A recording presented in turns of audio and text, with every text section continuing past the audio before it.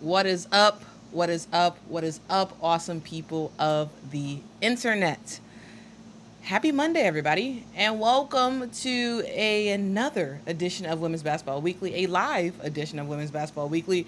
We got a lot to get into, so a couple things that we're going to talk about and more in this live stream. We're going to talk about rivalry weekend and sort of recap that and talk about the various matchups that we saw this past weekend and sort of what those matchups mean, narratives that came from those. We're going to talk about the Commissioner's Cup because that championship game is set to go, and it's at a different arena. We're going to get into why that is in a sec. We're also going to talk about the free fall of the Las Vegas Aces and what's going on with them and when it's possible that they may turn that stuff around. And we have a new segment. We're going to be talking about power rankings, including a new video for that. So, without further ado, let's get into it. Women's Basketball Weekly starts now.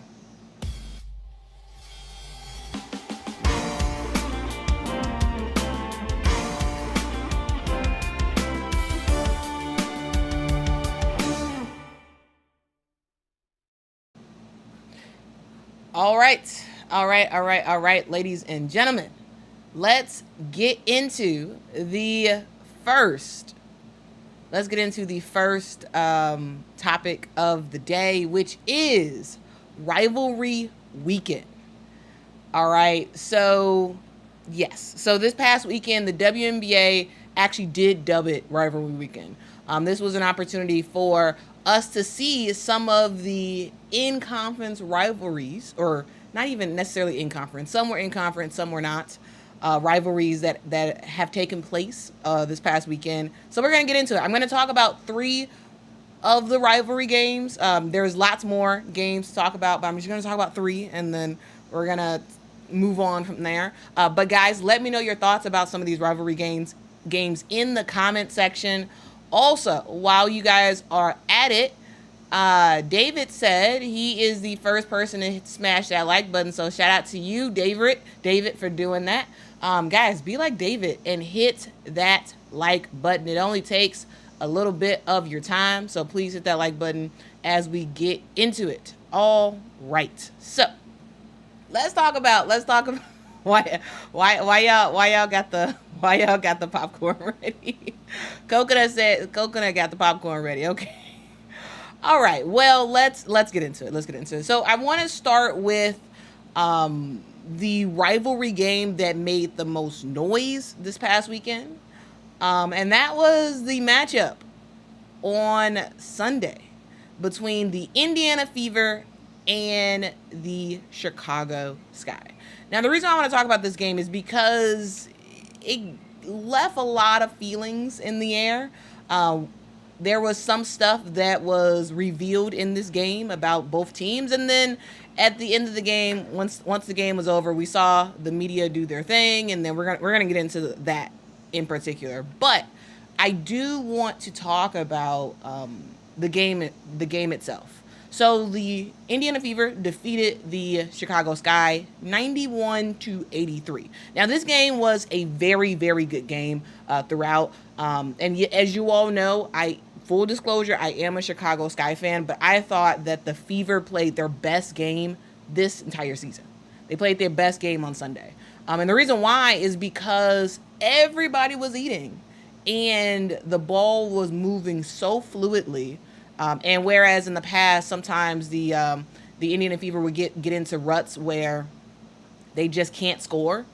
And, sometimes it feels like, the ball isn't moving as freely as it should, especially to the post. But yesterday, to me, that was a straight up phenomenal game. And the reason why is because, yeah, sure, absolutely, Caitlin Clark did her thing. She had 23 points in that game.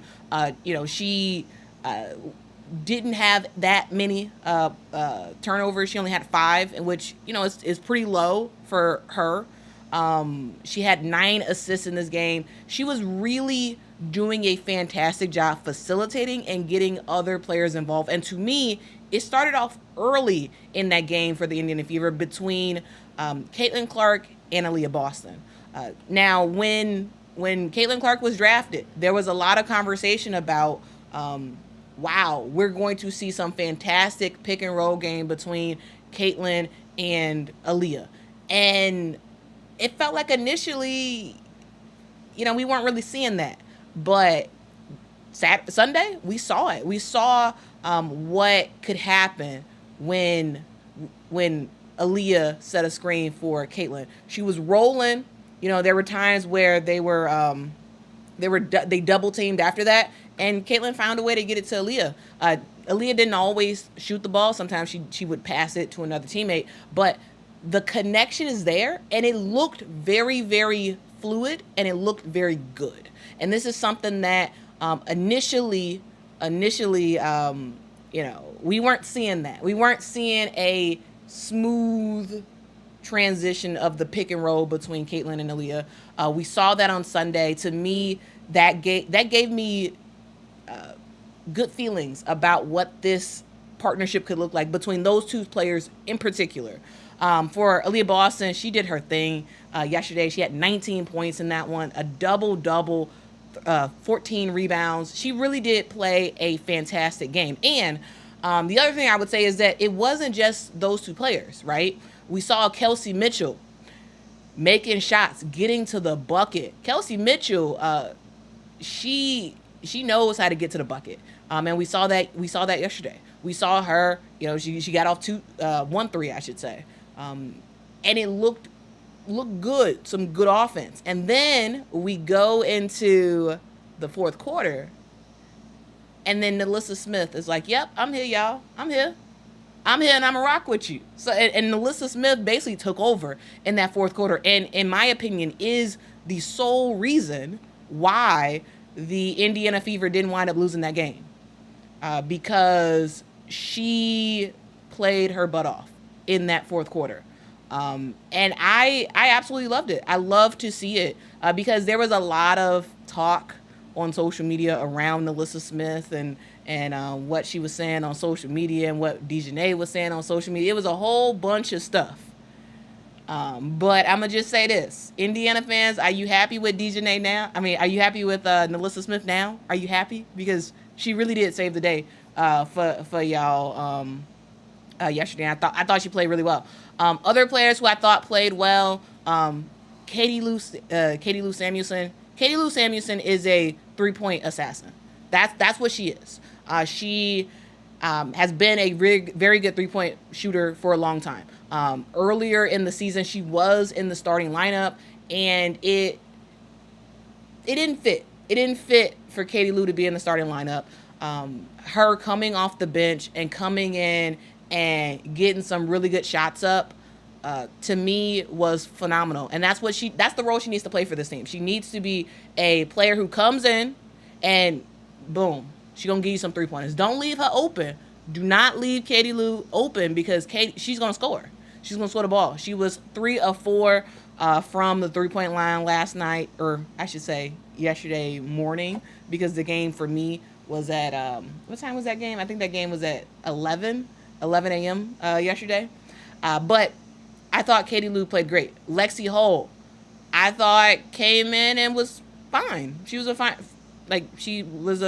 fine addition to the squad. Erica Wheeler, okay, but overall, I would say this team played really, really well. They played together, and you even saw it in the press conference. Like, they were smiling, they were happy, they're in good spirits because now they have won 2 games in a row, guys. And for the Indiana Fever, that's a lot. That says an absolute lot. I do have a super chat, so let me go to it. Shout out to Repeat Tour, a.k.a. Michael, for the super chat. Says, every Fever game is a rivalry game because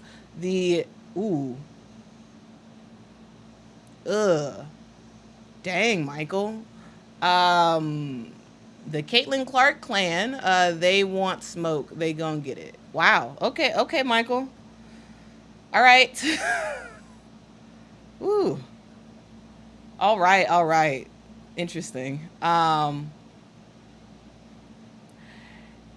Michaela says Lexi was shutting down Marina. So here's the thing, though. here's the thing about Marina is, I mean, she scored the basketball. And overall, if you didn't know, Marina Mabrey, she finished with 22 points in the game yesterday. And the thing, yes, absolutely, Lexi Hull did a good job on defense. But also, Marina Mabrey running off of hundreds of screens a game is not going to work for the Chicago Sky. We saw it for the last several games. A plan for the Chicago Sky is to run Marina off a ton of screens. It's not going to work because she doesn't necessarily have the quickness to get through all those screens, get open, and make a shot. So absolutely, yes, defense was there, and that was for sure a factor in Marina missing some of her shots. But also, it's the fact that she goes off a ton of screens when she's on offense to try to get open, and on defense, she's a liability that kind of hurts her ability to make some stuff happen. Bruton, that is a fantastic point. Bruton says that Aaliyah Boston had 0 fouls, and that is absolutely correct. Yes, Aaliyah Boston finished that game with 0 fouls. Yeah. That's kind of unheard of, especially for a post player, especially in a physical game like yesterday. It's unheard of for that to happen, but you know, she did her thing, staying out of foul trouble and staying out of any fouls at all. For the Chicago Sky, I would say that, you know, it's more of the same. We did see a different lineup in for the Chicago Sky. We saw Dana Evans and Diamond DeShields go to the bench, and I thought that worked out really well. I really did. Kennedy Carter got the start, and Lindsay Allen got the start. The other starters were the same in Angel Reese, Camila Cardoso, and Marina Mabrey. To me, I thought it looked a lot better. It's a lot better of a start for the Chicago Sky. It was just foul trouble that really did hurt this team, and also it was their inability to sort of close the game out late, especially when Nalissa Smith started to go off. Now for the Chicago Sky, stuff they need to work on is defense. Defense. There were several times in the game yesterday where wide open, several players from the Indiana Fever got wide open buckets in the paint, and also wide open buckets on the 3-point line. There were opportunities where, you know, players would just fall asleep on defense. And you would look up and you're like, oh, where'd their man go? Their man just scored a bucket because they're doing something, you know?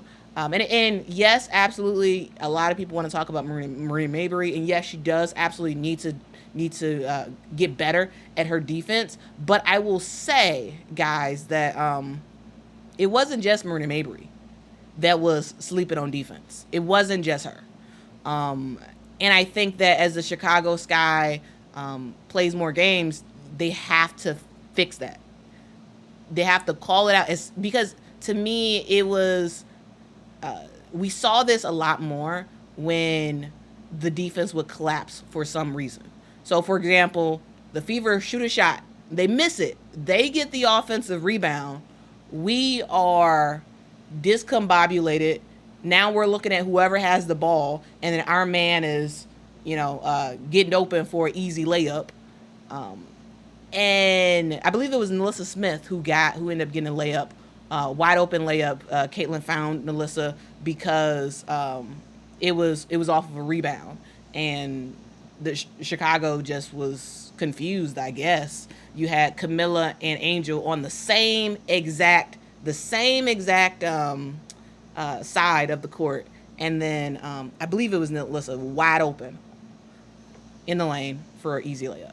So there's stuff that the Chicago Sky needs to work through, but overall they did have a way better start to this game, and I thought that making the decision of having Diamond and Dana come off the bench makes a lot of sense because for Dana, when she came in the game, it wasn't facilitator Dana, it was Dana, the 3-point shooter, Dana. That was the version that we saw yesterday because she didn't have the pressure on her to be a facilitator.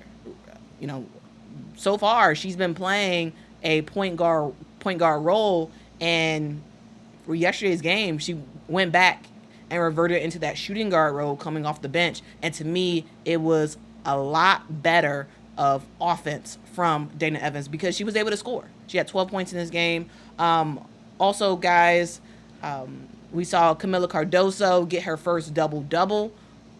This is the first time in a long time that two rookies on the same team got a double-double on the same night. So that was pretty awesome for both Camila and Angel to get double-doubles. Now, guys, I do want to talk about the thing that sort of went all around the world, and that was this play. That was this. So guys, during that game, we saw Angel Reese try to block Caitlin's shot. She missed. She was pretty off, and she ended up hitting Caitlin in the head. And absolutely, that was, you have contact to the head. That's an issue, right? But also, it wasn't intentional. So it was not called a flagrant 2. It was called a flagrant 1, which I thought was the right call. Right call, flagrant 2. That's it, right? And immediately after that happened, I was like, you know what? I was kind of upset because, yeah, good call from the refs. That's the right call. But I was like, this is going to start a media firestorm, and I just don't want to. I don't want to deal with it. Like I don't want to see all the crazy takes about about Angel Reese trying to hurt Caitlin Clark and all this other stuff, and people taking what happened in bad faith. And I'm just like, okay, this is gonna happen. And Angel Reese even said it. She said it in the press conference that y'all gonna blow this thing up, and y'all gonna play this video over and over and over and over and over and over and over and over and over again. And that's what happened. That is what happened immediately. Actually, before the game was even over, ESPN had pushed the notification out talking about it. We saw it all over X trending. We saw people giving hot takes after hot takes. And at some point, we have to acknowledge what other people are doing, and we just need to turn it off at some point. The amount of takes, the amount of people who are literally feeding their family on blowing this thing up out of proportion is absolutely crazy. And it's just one of those things where it's just like, okay, we gotta figure it out. We gotta get it together, and we have to decide what do we want to get out of the WNBA, and what are we willing to accept from other people, because those takes, those videos, that stuff is going, like, that stuff is going to make a lot of money, get a lot of views, and it's all meant to tear down the WNBA. It's all meant to tear down specific players. And it even got to the point where this guy, Matt Leinart, I do apologize for saying his name wrong, his last name wrong, but this guy, former NFL player, he says Angel Reese should be suspended. Period. Not good for the game. This thing got 9.3 million viewers, people to view that on Twitter. 9.3 million people saw a former quarterback, talk about Angel should be suspended because she tried to block a shot, completely missed the she sort of miscalculated. Isabel Harrison ended up blocking the shot, but Angel Reese, she thought she was trying to get a block, miscalculated, ended up hitting Caitlin's head. You can tell in the photo that she is clearly trying to get the block. Her eyes are on the basketball. Her eyes are not on Caitlin Clark. But yet, the talk of the town is she should be suspended. Really? Are you serious? Like, how they are? It feels like they're trying to put Caitlin Clark in bubble wrap. This is the WNBA, man. Like, this is, and if you think this is too tough, wait till you see the Olympics. wait till you see international play. Wait till you see how players play around the country or around the world. Wait till you see. It's just, to me, it bothers me a lot, and I'm just like, at some point, like, y'all got to stop with these crazy takes.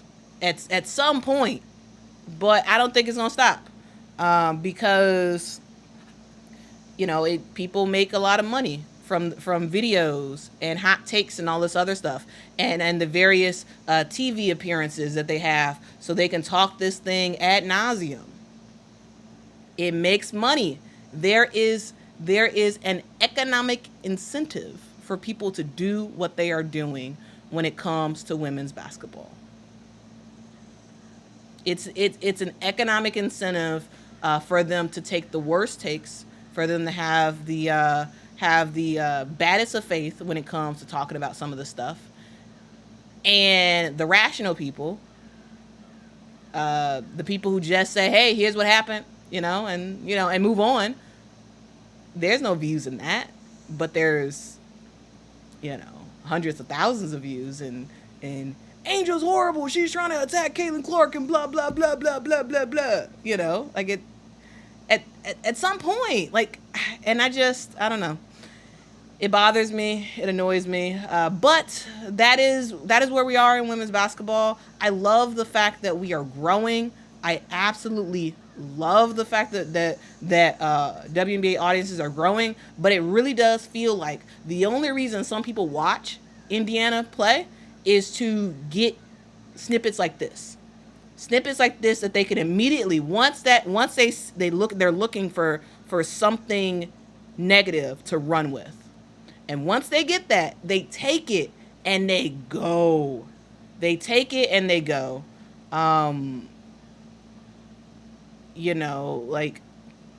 And they know what they're doing.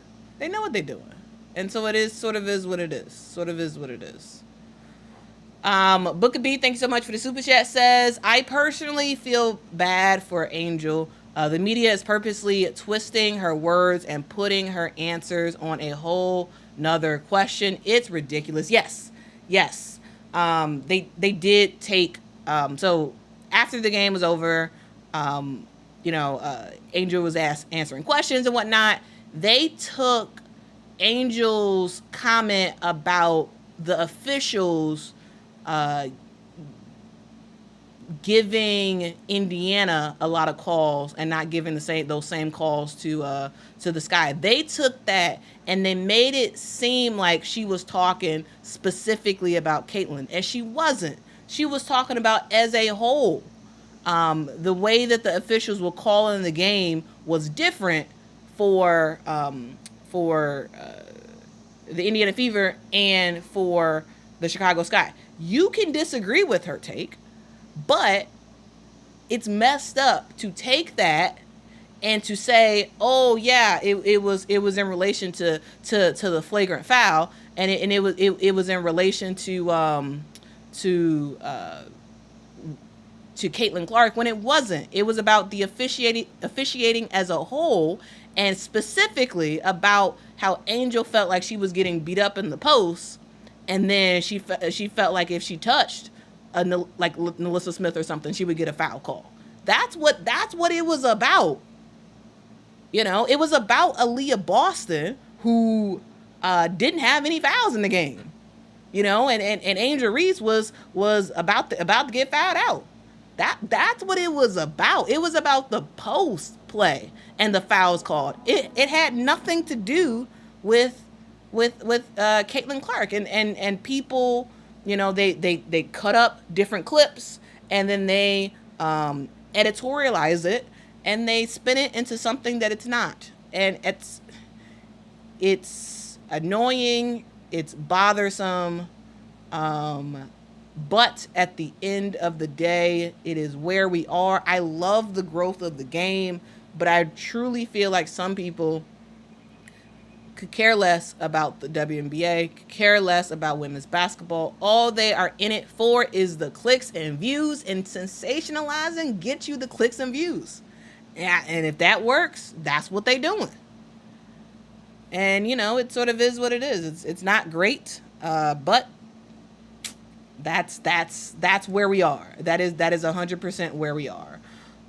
So yeah, that is pretty interesting. Pretty interesting.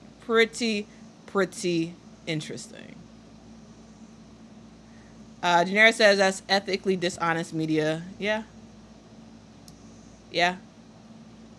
But, you know, that it makes money, and that's what people want to do. On this channel, I'm not doing that. I'm not. I am not going to get nearly close to any of the views that everybody has gotten off of sensationalizing this thing and making it so much bigger than what it is. It's a basketball play. People get knocked in the head. It's not intentional. It's not like anybody's trying to hurt anybody. Guys, remember, there was several games ago, maybe a couple weeks ago, the Las Vegas Aces was playing. I forgot who exactly they were playing, but Las Vegas was playing. Asia Wilson got knocked in the head at least 4-5 times in that game. There's no like, there was no conversation about that. There was nobody sort of talking about, there was nobody sort of talking about how she was, some people were trying to hurt her and all this, like, that because people realize that is a part of the game. Sometimes people get hit in the head. It's not on purpose. And if it happens, and, you know, the refs can call a flagrant on it. Though I think for Asia Wilson, I don't think they ever called a flagrant. Like, I don't think they did. I don't think they did. So yeah, that's the thing. That's the thing. Veronica says, thank you so much for the super chat. Veronica says, even Caitlin Clark said it in the post-game presser that it was a basketball play and that physicality and passion that her and Angel play with is what makes it fun. Yeah. She gets it.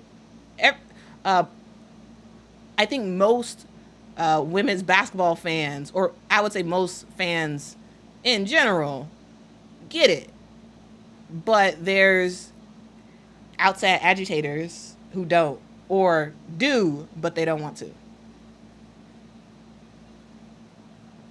So that's the thing. That's the thing. But you guys, you know, I'm not gonna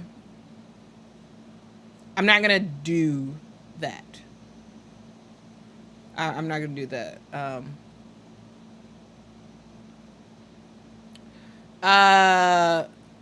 Specta Des says Chicago blaming everything but Mabry not being clutch. So here's the thing.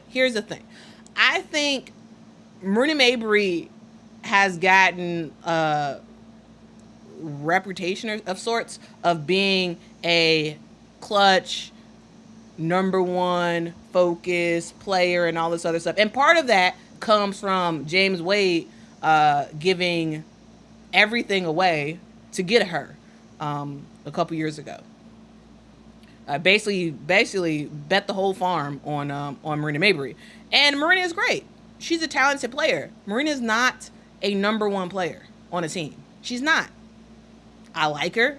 I really do. But I think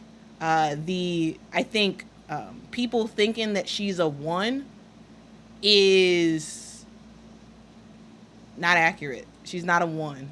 She's not. She's a fantastic player who can be a two, but she is not. She's not Kalia Copper. She's not. Kalia Copper's a one.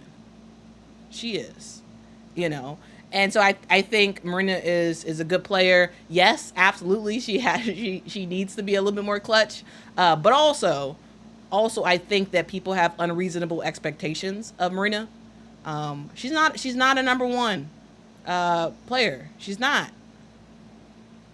But I think some people act like she is, but she's not. And that's okay. And to me, that is okay. She is a number two option. She is. She's a number two option.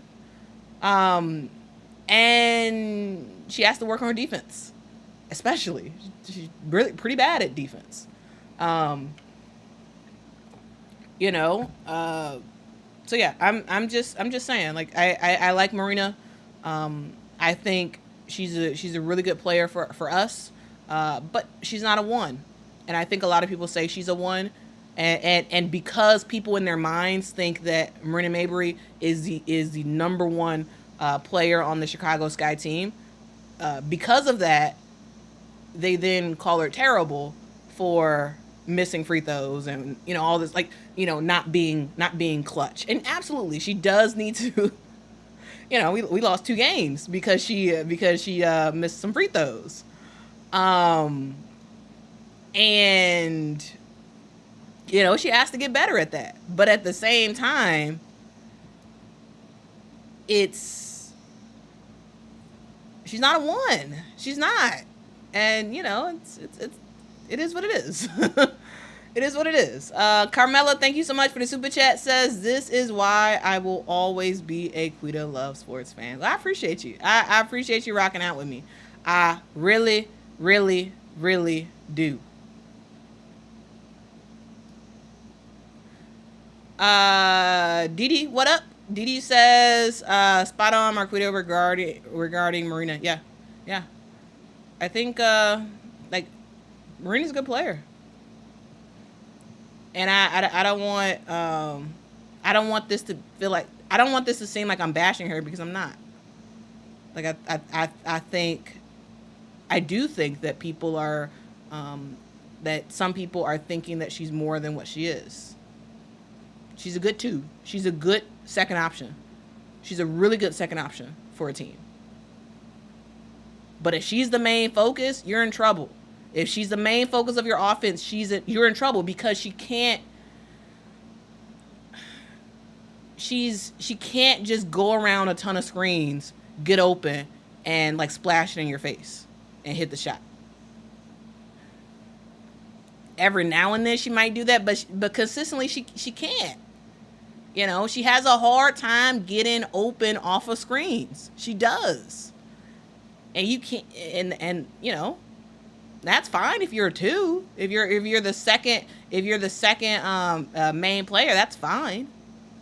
But she's not a one, and that's okay. Cause she's even with her play yesterday, I thought she played well. Yes, she missed some shots, but she finished with 22 points. Yes, she was a liability on defense, but that's something where you maybe need to sub her out a lot more. When you really need some defensive stops, take her out, and then put her back in when you need some scoring.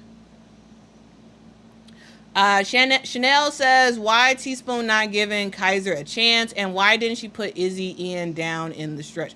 Well, I think that Kaiser's not gonna play, guys, and I think it's a very similar.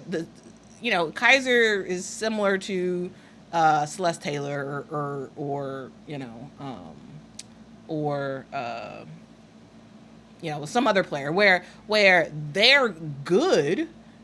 Yes, you see ways that they can help impact the team positively, but the coach is likely not going to play them.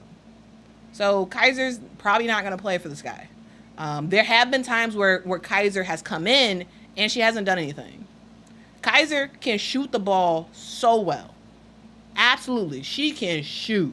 But she hasn't shown that she can shoot in the game. But if you watch Kaiser before the game, Kaiser knocking down just about every shot. She is knocking down shot after shot after shot after shot. But in the game, we haven't seen it yet. And until we see it in those like slim moments that she's in the game, until we see that, she's not gonna play. And it sort of is what it is. It sort of is what it is. Because she has to show her value in the limited 2 or 3 minutes that she may get when she comes in the game. All right. So that's something to think about. That's something to think about.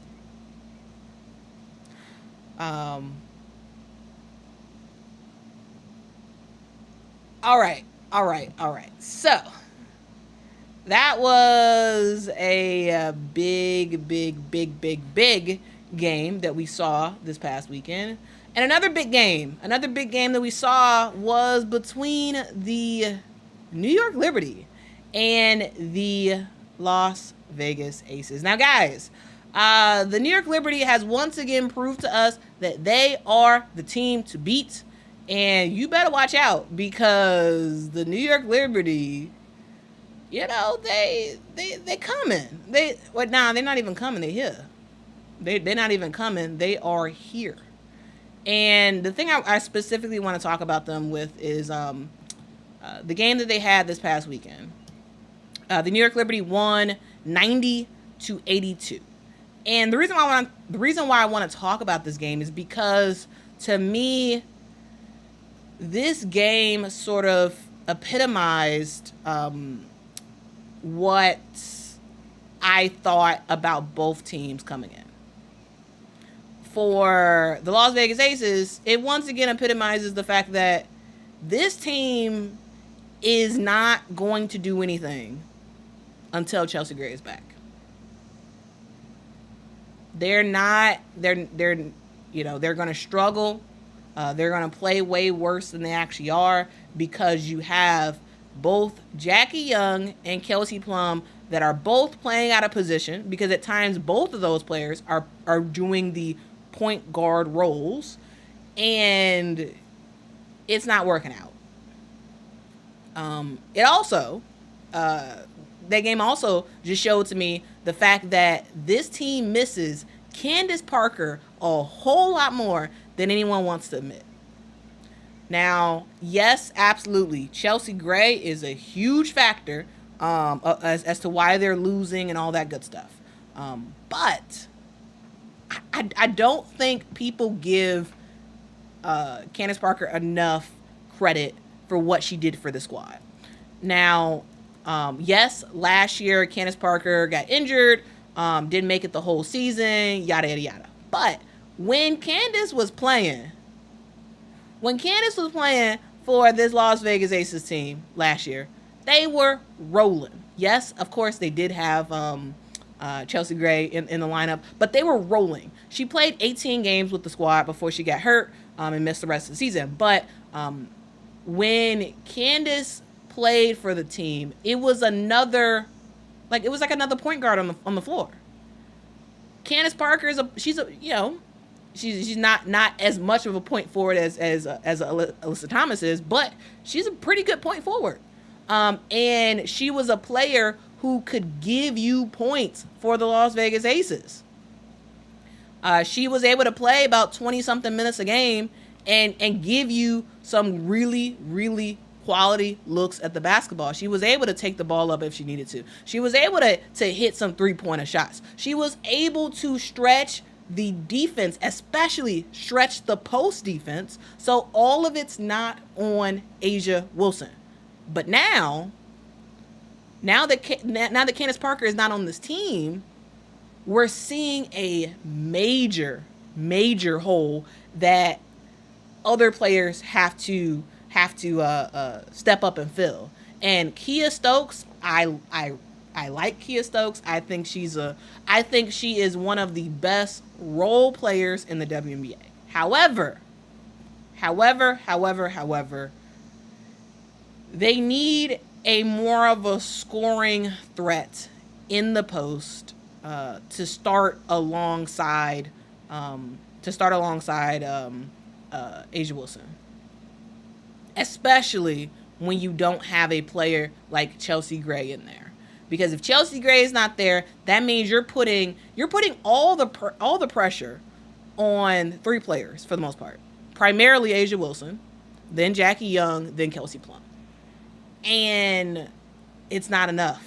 It's not enough to win games, especially when you're playing a top team like a New York Liberty. So yes, the Las Vegas Aces did lose to the New York Liberty. I would say so that's kind of my thoughts about the Las Vegas Aces, and the fact that this game to me just sort of solidified what I already knew about this team. They're not ready. They don't have the hunger. They don't have the fire necessary to win another championship right now. They don't. If the championship was right now, they would get smoked. And, for the most part, Becky Hammon agrees with that. She said, she talked about in a presser that, this team is not the same team as last year. They don't have the same mentality as they did last year. And that's why they lose in certain games like this. Absolutely. Yes, Chelsea Gray is a huge factor. But also mentality is a huge factor as well. You have Asia Wilson, who is just putting everything on her shoulders. Literally everything on her shoulders. And she is doing a fantastic job at it. One, she is, in my opinion, right now, she is the MVP right now. If the season ended at this moment, she would be my MVP. But you can't continue to expect her to do what she's doing. Like it's not going, it's tough. It really is tough to expect her to give you close to 30 points a game to have a chance. The team as a whole has to step up, and their mentality as a whole has to step up in order for them to actually have a chance. Now, to sort of fix their mentality, the Las Vegas Aces have, and also I promise I will talk about the New York Liberty and how fantastic Jonquel Jones is in just a second. But I do want to just hone in on this Las Vegas Aces thing and like specifically what is going wrong with this team, because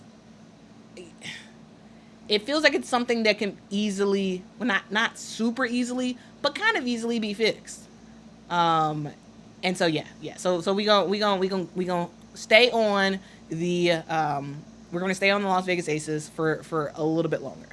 And the reason why I want to do that is because the Las Vegas Aces, they're trying to sort of right the issues that they have.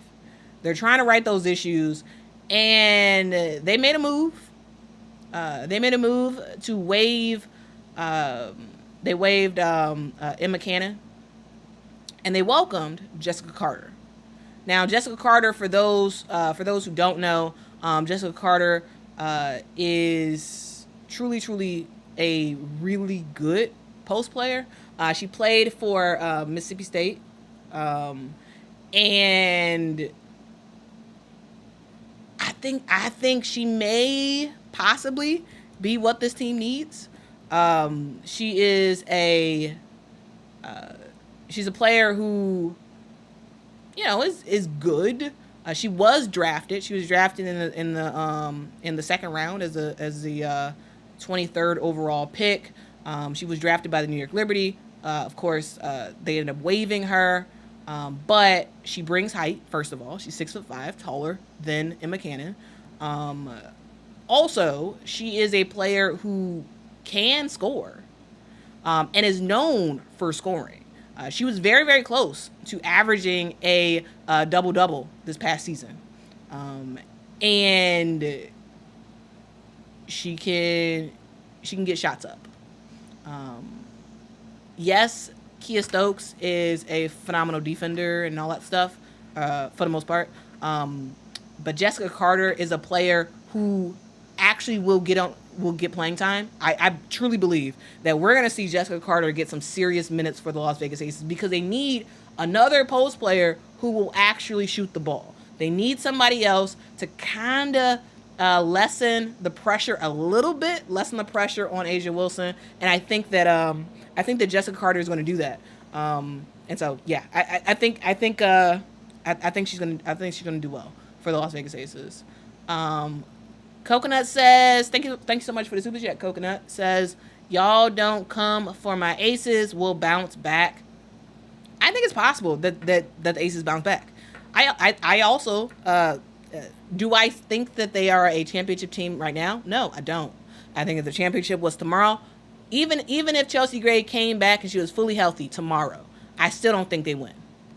If the championship was like this week. However, I do think it is possible for them to get their mentality situated so that way, fast forward to the end of the season, then they could be a championship team at that moment. But right now, they're not. Chris, thanks so much for the super chat, says, trade Stokes, Colson, and Bell for more scorers. I think they probably are thinking about trades. I'm sure they are. I'm sure they are thinking about trades. They would be not smart to not think about trades. So yeah, they're thinking about it for sure. They're thinking about it, and them waiving a player like an Emma Cannon to get a player like a Jessica Carter, I think is a good. I think it's a smart deal. I really do. I really do think it's a smart deal.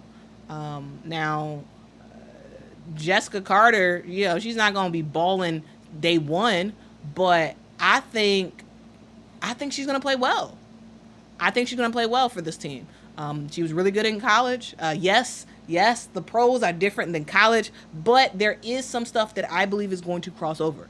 And Jessica Carter is just one other reason as to why I say for rookies who get drafted and they don't make a roster, that's why I always say, hey, guys, you never know what opportunities may come about in the future. It isn't, your WNBA dream is not over just because you get waived in training camp. You can come back and you can actually make a roster in the WNBA. And Jessica Carter did that. I'm sure she was bummed that she got waived by the Liberty, in training camp. I'm sure she was bummed about that. But she stayed ready. And she earned a new opportunity. Will this opportunity work out? We don't know yet. I think it will, but we don't know yet. But I think she's going to give it her best shot. And she's going to have the opportunity to play with one of the best players ever to pick up a basketball in the WNBA, in A'ja Wilson. And she's going to learn a whole bunch of stuff, and she's going to be a good player. So shout out to Jessica Carter. Hey, you got a great opportunity on your hands, and I think you're gonna take advantage of it. So shout out to her for that. Now to the person, I forgot exactly specifically to the comment that Chris made about trades. Now, Chris, here is what I would actually propose. And I don't know if the Aces will do this, but I propose that the Aces figure out something that the Indiana Fever wants to get Melissa Smith over to the Aces. It's going to take a lot. It's going to take a lot for a trade to happen to get a player like a Melissa Smith. But to me, that's the player you need. To me, that is who you need to come right alongside A'ja Wilson. I think you need a player like a Alyssa Smith. I do. And guys, I have a whole rationale around it. I have thoughts around all that good stuff. So yeah, I do have a separate video planned about Alyssa Smith, and who would want to have her and who would probably trade a lot to get her, because she really is a fantastic player. But anyway, that's just, if we're talking about trades, if you the Aces, that's who you need to get. that is 100% who you need to get. And I'll talk to y'all later about who we gonna trade for. All right. But anyway, let's continue on. Let's continue on to talk about the team that the Aces played and the team that the Aces lost to. And that is the New York Liberty. Now, the New York Liberty is fantastic as of late. I believe they've won 8 games in a row. They're looking very, very, very good. And the thing that I love the most around the New York Liberty is the fact that it's just sort of anybody on any night can just go off and help the team out. So yeah, I'm looking at y'all comments. Carol says, no, for real, an Alyssa to the Aces would be crazy. It would be. I'm just saying, guys. I'm just saying. I am just saying. You know.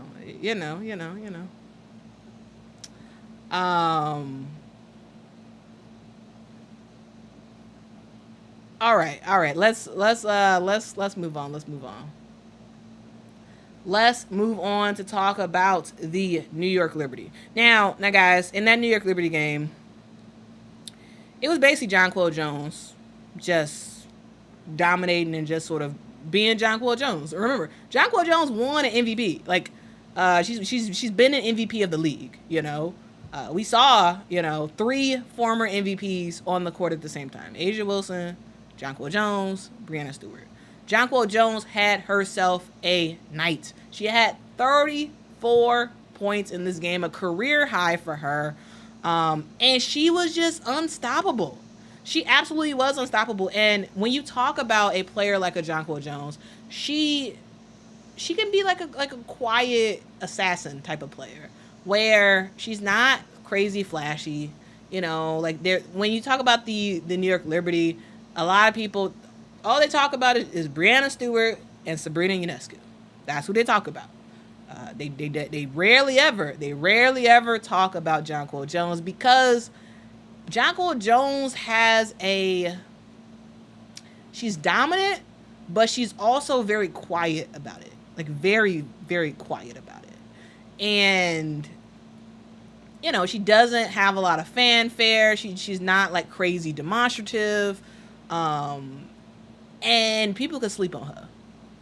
A lot of people can sleep on Jonquel Jones. Been sleeping on Jonquel Jones since she was at Connecticut. But JJ is fantastic, and she is a player that will not be denied. When you talk about her ability to not just bang in the post, because yes, she can bang in the post and she can score some points on you, but also Jonquel Jones can step out and hit 3-pointers like nobody's business. All right, she was the best 3-point shooter for the New York Liberty when they played the Aces. And it's just, you can't really do nothing about it. We talk about how A'ja is unguardable a lot of times. We talk about how Breanna Stewart is unguardable a lot of times. I don't think we talk enough. Myself included. I don't think we talk enough about how unstoppable Jonquel Jones is. I don't think we talk about it enough, because she's unstoppable. Like, when Jonquel gets going, what are you gonna do? If you try to stop her, you're gonna wind up fouling her, and she's gonna make her free throws if she goes to the line. And so the thing about her is that she doesn't have to do that much. she doesn't have to, score 25 points a game because the New York Liberty don't need it. She's averaging 16 points a game. Yes, she can go off for 34 if she wants to, but for the most part, she doesn't. For the most part, she doesn't because she doesn't need to. You have a team like the Liberty where Brandon Stewart can go off. Sabrina Ionescu can go off. Benaya Jelani can go off. Kayla Thornton, to me, Kayla Thornton is playing her butt off. Now, she only ended up with 3 points yesterday. Or not yesterday. I would say, what was that? I forgot when they played. Anyway, against the Aces, she only had 3 points. But to me, Kayla Thornton, her being able to slot in that starting lineup without Courtney Vandersloot, because guys, remember, Courtney Vandersloot is still out for the New York Liberty. She's still, so you can't even have the argument of, oh, the Aces didn't have their point guard and that's why they lost against the New York Liberty. No, because the New York Liberty was missing their point guard too. But you have a player like a Kayla Thornton where you can't just sort of leave her on an island because she can score. Yes, she didn't score much against the Aces that day, but she can. And then you have a player like I always pronounce her first name wrong. It's Phoebich. Leone, I think is how you say her first name. You have a player like a Phoebich who you can bring off the bench. And initially, I was like, oh, Phoebich ain't, she's not really doing much. But Phoebich played well against the Aces. Phoebich is really starting to turn into her own.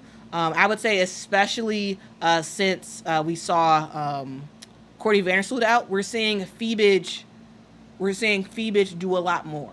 We're seeing Phoebich do a whole lot more for this New York Liberty team, and that's what's making them even more dangerous.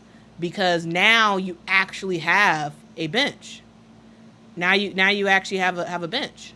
Where initially I was like, oh, this New York Liberty team isn't going to do much because, Maureen Johannes is gone, and she was like their biggest spark on the bench. And I was like, well, I don't know about some of these other players. I don't know about Dwaykic. I don't know about Phoebich. But both of them are showing up and showing out. They're helping their team win. And to me, that's huge. That is absolutely, absolutely huge.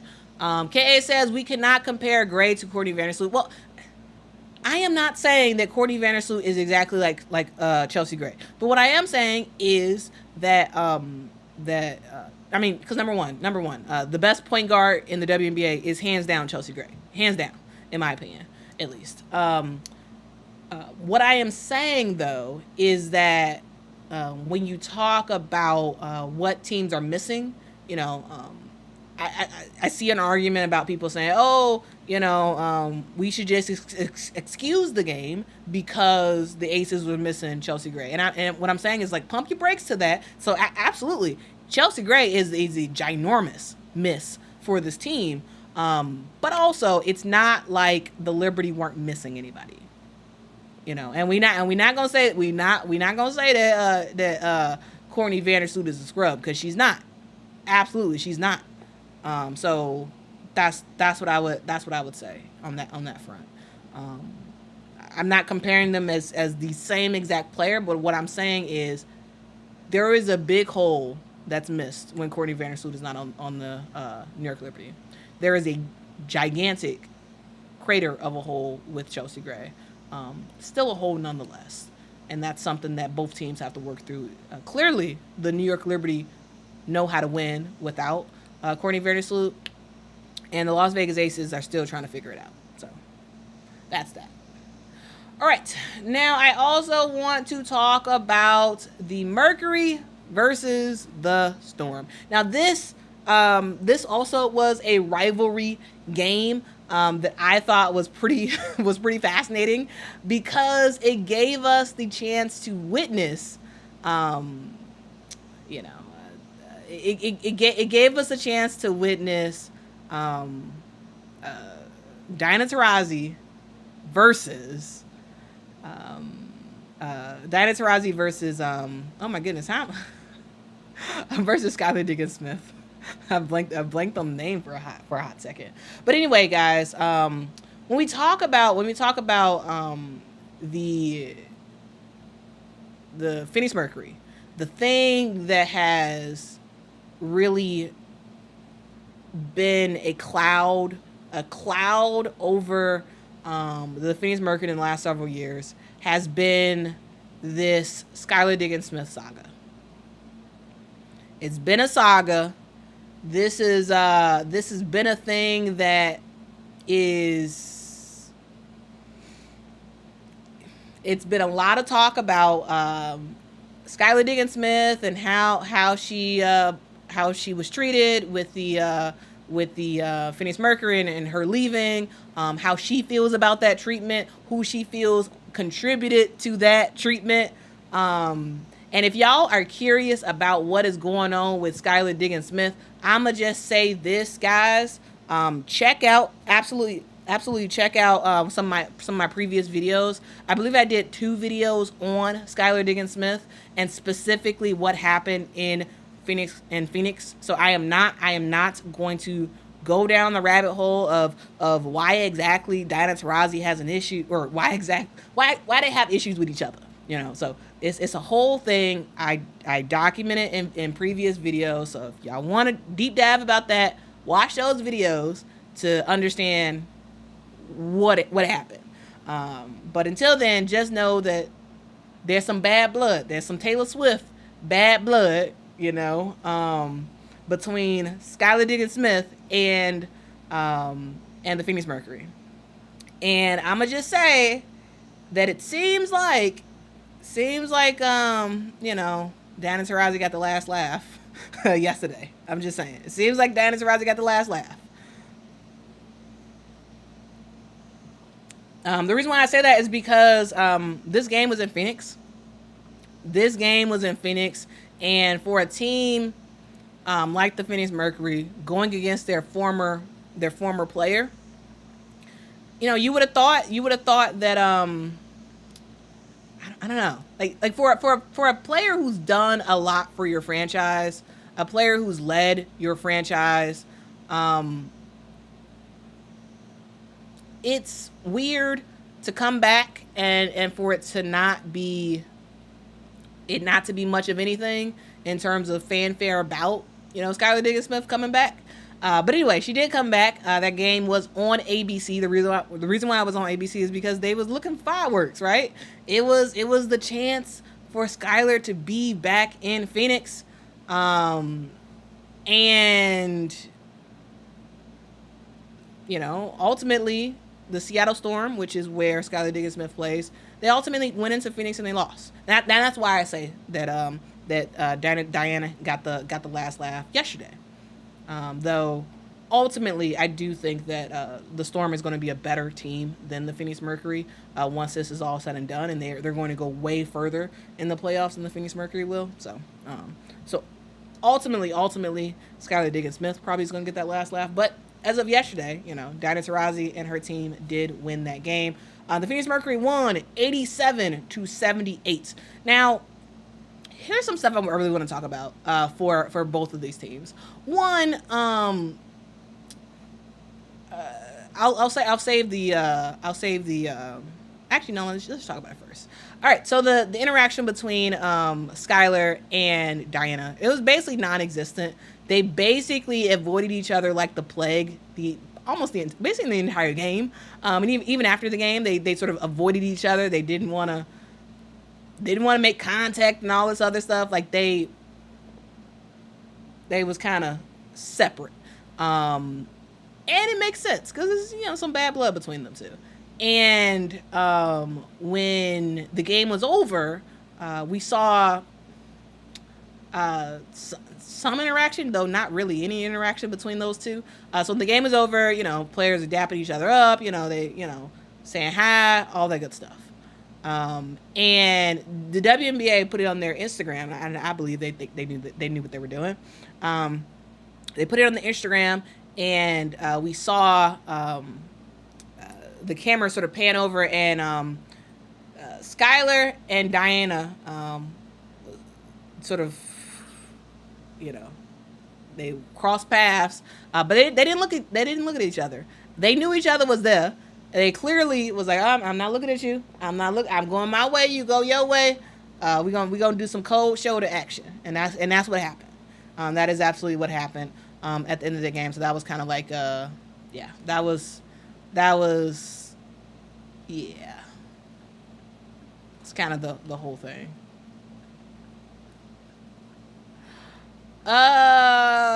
Interesting, weird question. Eric says, "Hey Quita, I have to ask who Tarazi hates the most, Skylar Diggins Smith or Caitlin Clark." I don't think Diana Taurasi hates anybody. I don't think she hates either of them, to be quite honest with you. I think her and Skylar have some bad blood. I don't think they hate each other. I'm very, very confused as to why you think Diana doesn't like Caitlin. Doesn't make any sense to me. Because of her comments, because those comments were not negative in my opinion. I thought it was just, she was just stating facts about life as a rookie, and you're in for a rude awakening and all that stuff. I don't think she hates anybody, to be quite honest with you. And there's some bad blood between her and Skylar, but what bad blood is there between her and Caitlin? Nothing, right? As far as I know, nothing. Well, written, that's a whole UConn versus Tennessee thing. That goes to college. That's a whole issue between UConn and Tennessee, where you was either team Pat Summitt or you was team Gino, and you pick sides, and that's how it rolled. That's how it rolled. But anyway, let's actually talk about the game. Let's talk about the game, and let's talk about some of the stuff that I kind of took out of this game. One is the fact that this Phoenix Mercury team is extremely, extremely tough to beat now that Brittany Griner's back. Now, Brittany Griner, she's been back for a couple of games so far. And before she came back, the whole weight of the Phoenix Mercury rested on Kahleah Copper's shoulder. Kahleah Copper has been playing out of her mind. Out of her mind. Last year, she was a phenomenal player. This year, I'm just like, oh my goodness. Like, it's just crazy. It is absolutely crazy to see what Kahleah Copper is doing. She is truly KFC this year for the I was about to say Chicago Sky. It's not even the Chicago Sky anymore. It's the Phoenix Mercury. It feels like Taurasi has basically said that, like, this is Ka is running the ship when it comes to scoring and all that stuff for the Phoenix Mercury, and everybody got to get on board with it, and everybody seems to have gotten on board because Kahleah Copper is doing her thing. Okay, let me just sort of break it down for you how amazing Kahleah Copper has been. She had 30 points in the game yesterday against the Seattle Storm. She had 29 points against Dallas last Sunday, not this past Sunday, but the Sunday before that. She had 34 against the Minnesota Lynx, 32 in another game against Dallas. My point is, Kahleah Copper is a scoring machine. And while that's all fine and dandy that Kahleah Copper is scoring a lot of points and all that good stuff, it doesn't matter unless she has someone else with her that can be a dynamic duo. And Hufflepuff says yes. Diana Taurasi definitely passed the torch. Yeah, it's Kai's team. Yeah, absolutely. Yes, is it likely that Diana Taurasi is sort of pulling the strings and sort of determining what happens? Absolutely. But she's rocking with Kalia Kappa. It's Kalia Kappa's team, and Diana knows that. Diana knows that Kalia is the best player on that team, and she's gonna act accordingly. Quick segue to say, shout out to CAC. CAC said, I got my Get Got t-shirt, Quita. It's so beautiful and soft. Thank you so much, CAC. Woo! CAC got merch. I'm so excited that you were able to get some merch. Thank you so much for rocking with me. Really do appreciate that so much. Guys, if y'all have not gotten y'all merch yet, y'all can do that. It doesn't take much time at all. Just go to qulsapparel.com and you can get that merch. All right. qulsapparel.com. And thank you all so much for rocking with me. Thank you so much to the folks who have bought merch already. Yeah, thank you so much. I really do appreciate it. Really do appreciate that. All right. What's up, Janae? Hope you're doing well. All right. So, Kalia Kappa can score all the points she wants to score, right? She's fantastic. But she needed somebody else to make some stuff happen for Phoenix to actually consistently win.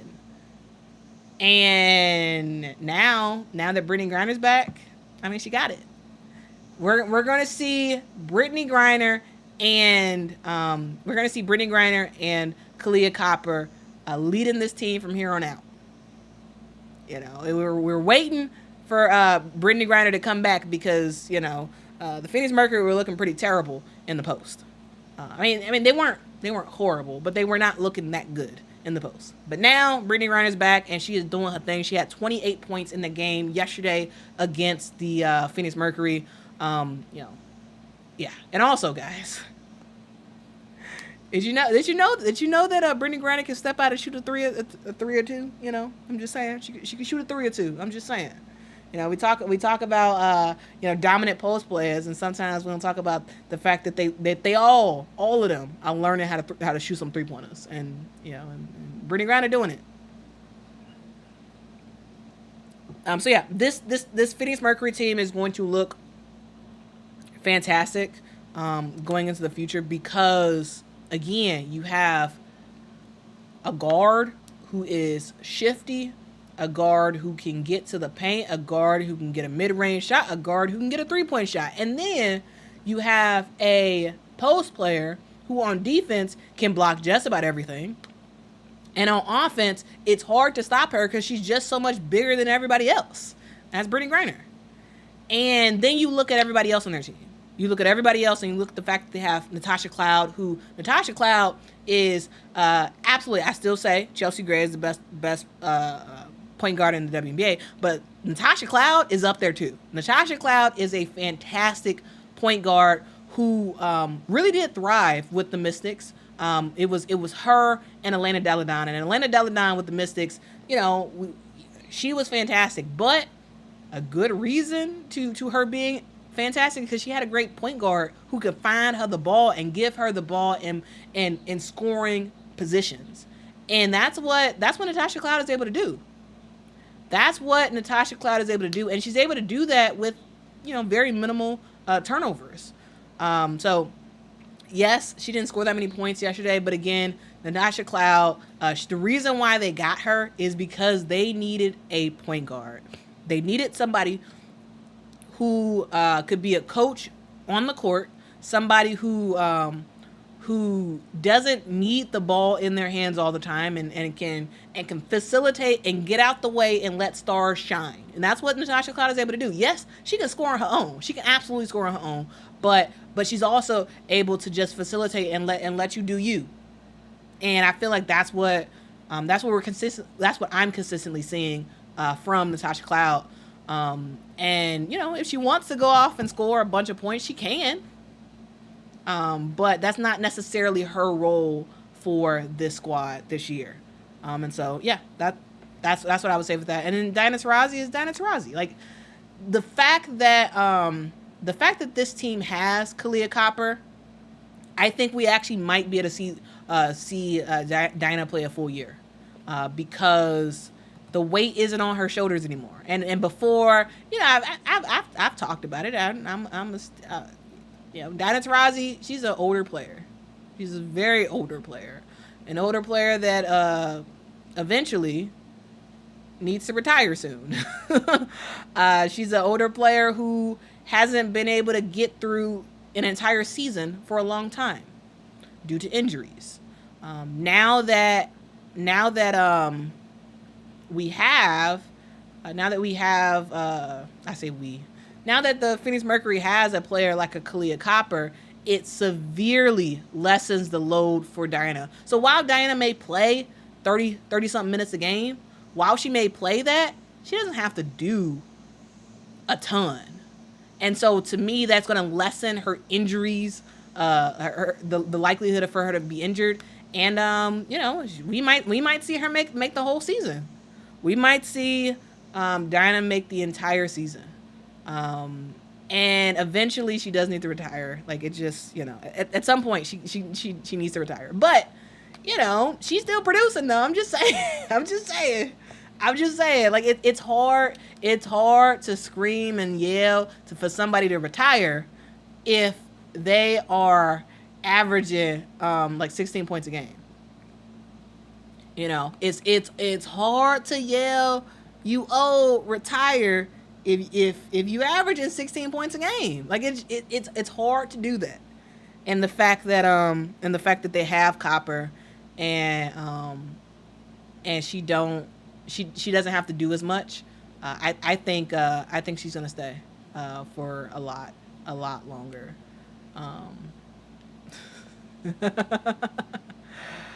Frederick says DT at 42 has to do the honorable thing and leave the scene graceful.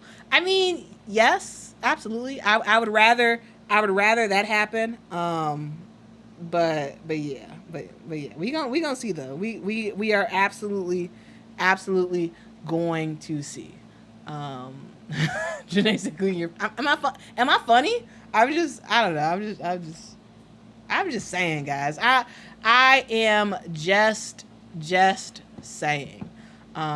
It would have been de jour. Thank you so much for the super chat. Says DT needed to retire last year at the latest. I mean, I was in the camp last year that was saying that DT should retire. I was in the camp saying it because I was not expecting us to see the should I say spry? Is spry the right word?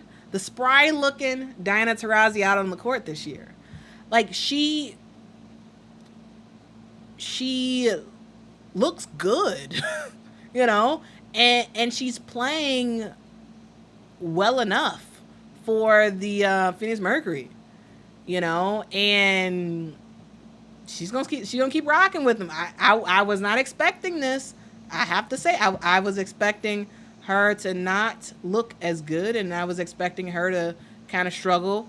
I was expecting for her to not be as good as she is. And I would say this, guys, if you all remember when the Phoenix Mercury announced that they had a new coach, when they announced their new coach in the presser. He said Nate Tibbetts, when they announced Nate Tibbetts as the head coach, there was a press conference. Diana Taurasi was in the room for the press conference, and Nate Tibbetts, out of his mouth, he said that that Diana said that she was going to play defense this year. That's what he said. He said that Diana was going to play defense, and we have seen Diana play defense, and that is yeah, I think that's absolutely great. Like, we're seeing her sort of evolve. We're seeing her sort of evolve as a player at the ripe old age of 42. So I mean,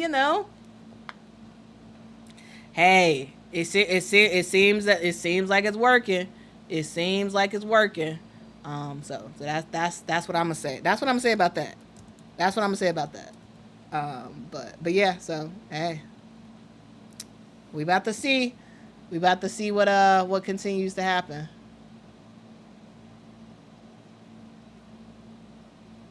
Um Speakta says she should go out on a high note. Don't breath fart it. Yeah, yeah, that is true.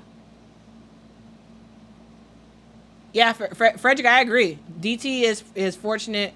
Frederick says DT is fortunate that she is playing in a good with a good team. If she was in on a team like Chicago or Indiana, she would have been kicked out of the W long ago. Angel and Caitlin are having to fight hard each day. Yeah, I mean, I agree with that. Like, yeah, she's in an easier. And easier is a bad word because nothing about the WNBA is easy at all. Nothing about the WNBA is easy. But she's in a slightly easier position than if she was on another squad. Okay. Moni says, let's move on to talk about the Seattle Storm, and hey, let's do that. Let's do that. Okay, let's talk about the Seattle Storm. And because I will say, yes, the Phoenix Mercury beat the Seattle Storm, but and in my power rankings, which I'll see in a sec, I have Phoenix over Seattle. But when it's all said and done, I really do think that that Seattle's a better squad than Phoenix. And the reason why I say that, is because when you look at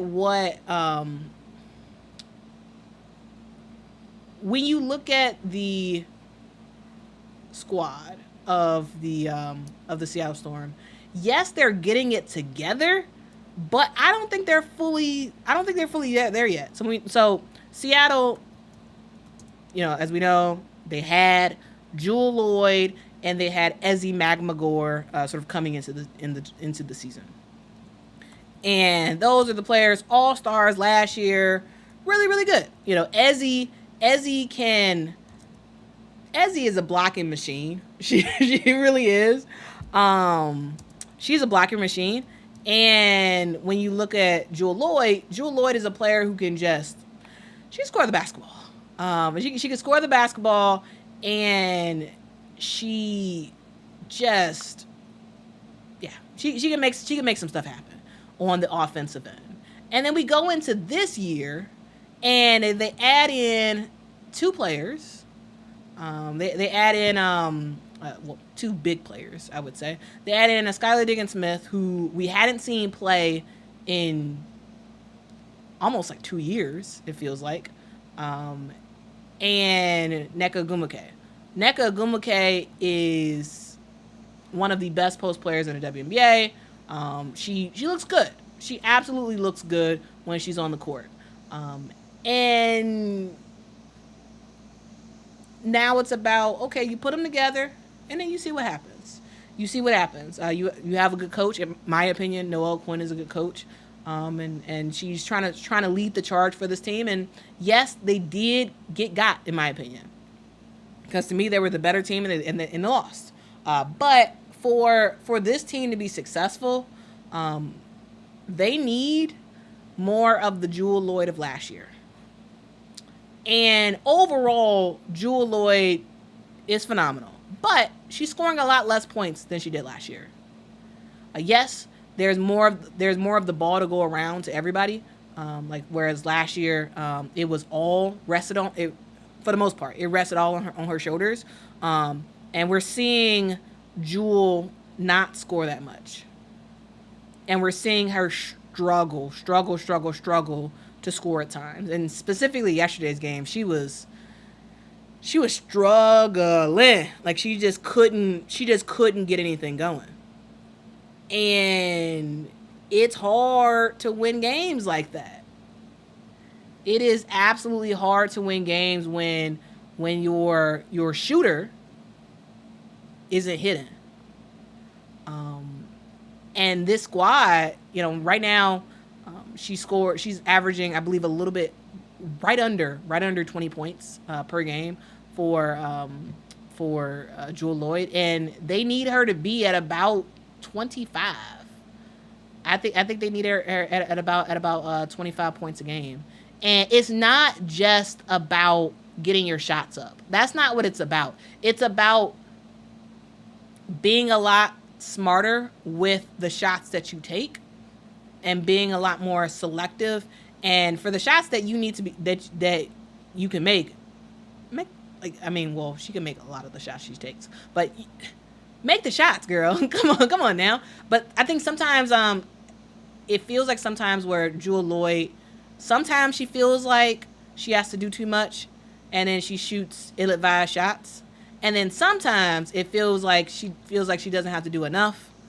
And, yes, you can have Skylar Diggins-Smith go off for points. Yes, you can have Nneka go off for points. But ultimately, the number one option for the Seattle Storm, as I see it, is Jewell Loyd. She's the number one option for this team. And yes, you have a bunch of all-stars on your squad. Yes, you do. Your squad is all-stars and Victoria Vivians. That's your starting lineup. You got all-stars and Victoria Vivians. And that's no shade against Victoria Vivians, I'm just saying. But when it's all said and done, for this team to win, they need Jewell Loyd to be Jewell freaking Loyd. That's what they need. And I don't know. She's not necessarily the player that we're used to seeing her be. I mean, she's scoring, sure, but she's not like scoring. And when she does, she misses a boatload of shots. And you can't do that. You can't. Constance says the people be shutting Loyd down sometimes. Yeah, but the thing is, Jewell Loyd is, in my opinion, the number one option. And when I say someone's a number one option, when I say that, I mean it's someone who, even if the defense decides they're going to go all out against you and they're going to do their best to get you not to score. To me, a number one player is a player who can get double teamed and still find a way to get a good quality shot. That's Jewell Loyd. And they need that version of Jewell Loyd for the remainder of the season. And if they don't get it, I don't think this team makes it as far as they need to. They won't make it as far as they need to. You have great players on your team, but your go button is Jewell Loyd. That's your go button.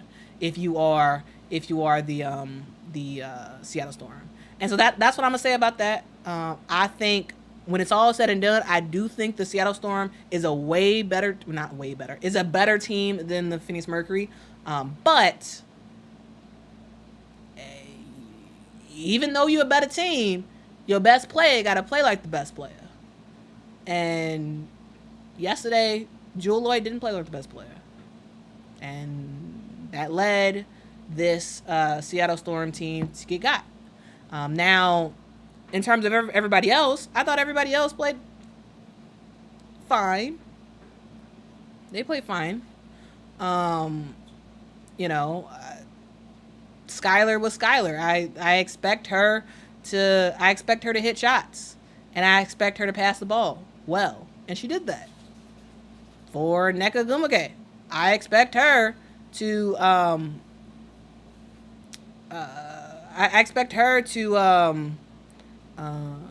bang out in the post and to be a factor when it comes to battling against helping to battle against a player like a Brittany Griner. And she did that. I expect the same thing for Ezi Magmagor. I expect her to block a lot of shots and whatnot. I expect her to be a great defender. I expect her to get shots. Yeah, she didn't have that many blocks yesterday because, again, you're playing Brittany Griner, so it's it's kind of hard. It's kind of hard to get block shots against Brittany Griner, but I thought she played fine. I thought she played exactly how I expected her to play. You look at a Victoria Vivians, and Victoria Vivians, you know, Victoria's all right. She's because of her position, that's why she has the starting nod for this squad. But eventually they might want to. If I'm Noelle Quinn with the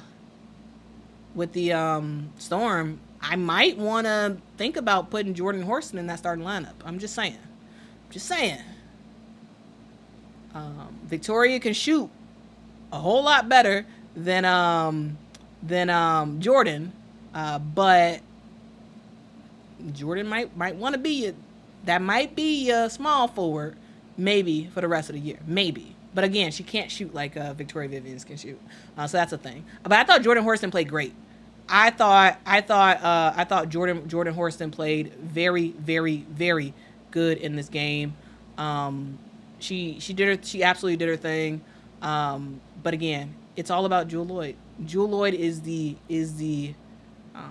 critical piece in this game for this team to actually make some noise. But yeah, those are my thoughts about that. Yeah, Jordan Horston was really, really good, and Jordan Horston, you know, she balled out, and that's why she basically played the entire game.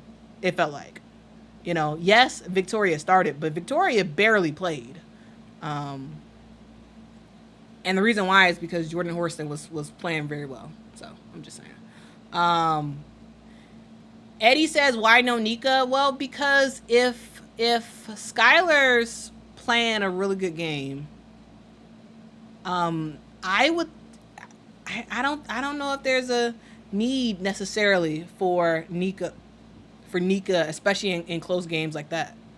I don't think there's necessarily a need for her to get some playing time. I think this for Nika Mule, this is a learning opportunity. She's sitting back and she's learning because the Seattle Storm are going to need her in the future for years to come.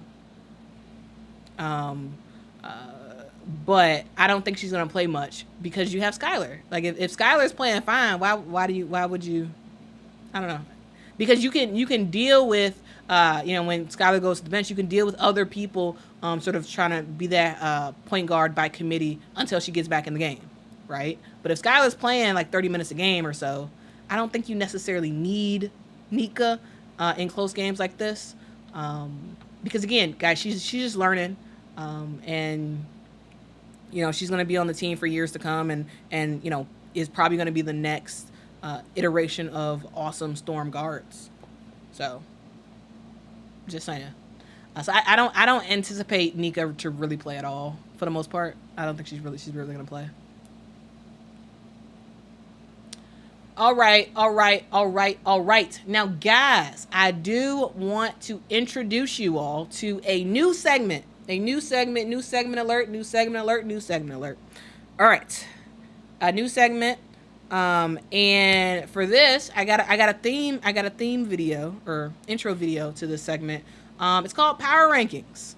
It's called Quita's Power Rankings, where I go through some of my power rankings and my picks and whatnot, and I explain to you why I picked who I picked and all this other jazz. So, without further ado, let's get into it.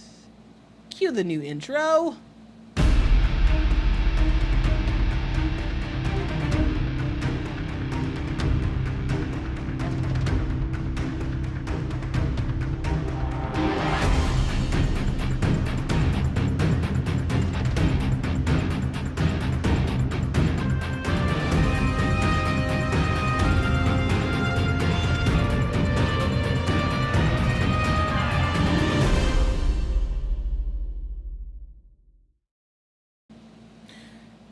All right, ladies and gentlemen, welcome to Quita's Power Rankings, guys. And if y'all saw that intro and y'all were like, "Whoa, that looks pretty cool," well, I do have a shout out to give. Shout out to Active Dynamics, media company that reached out to me and they were like, "Hey, we like what you're doing. We want to create an intro video for you." And I was like, oh, I got a new segment. Let's have you make an intro video for that. So shout out to Active Dynamics. Aaron is the person who runs that.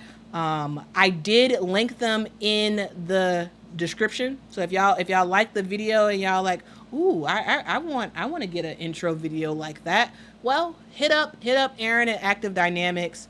I did put that in the description. So if y'all need an editor or something like that, reach out to Aaron. Did a fantastic job. So yeah, shout out to Active Dynamics for making me that video, because that looked pretty cool. Y'all like that? Y'all like that video? But anyway, let's get into my top five power rankings. And guys, this is not my power rankings, has no reflection on the actual record of the team. It's to me who has it's the teams who have the best momentum at the moment. So at the moment, these are the teams that I have. So at number 1, we have the New York Liberty. Number 2, the Connecticut Sun. Number 3, the Lynx, the Minnesota Lynx. Number 4, the Phoenix Mercury. And number 5, the Storm. And now I'm going to go through each of these teams and let you all know why exactly I have them as my at those certain picks. And so yeah, we gonna see. All right, so let's start off talking about the number 1 team that I have for this year. And I mean, yes, David, they just so happen to have been, right now they're the number. But in general, this is gonna be a weekly thing where I'm gonna do this every single week, and it's not always gonna be reflective. All right, so it's kind of, it won't always reflect. It'll kind of vary depending on what's happening. All right, so let's talk about the New York Liberty. So the New York Liberty, the reason why I have them as my number 1 is because right now they are the best team in the WNBA, in my opinion. Yes, the record does show that they're the best team in the WNBA right now, but also it's the fact that not only did they beat the Connecticut Sun, which was last week, I believe. They beat the Connecticut Sun. So to me, that put them over. Before, I did have the Connecticut Sun as the number 1 team in the W. But now it's the New York Liberty, because the New York Liberty beat the Connecticut Sun.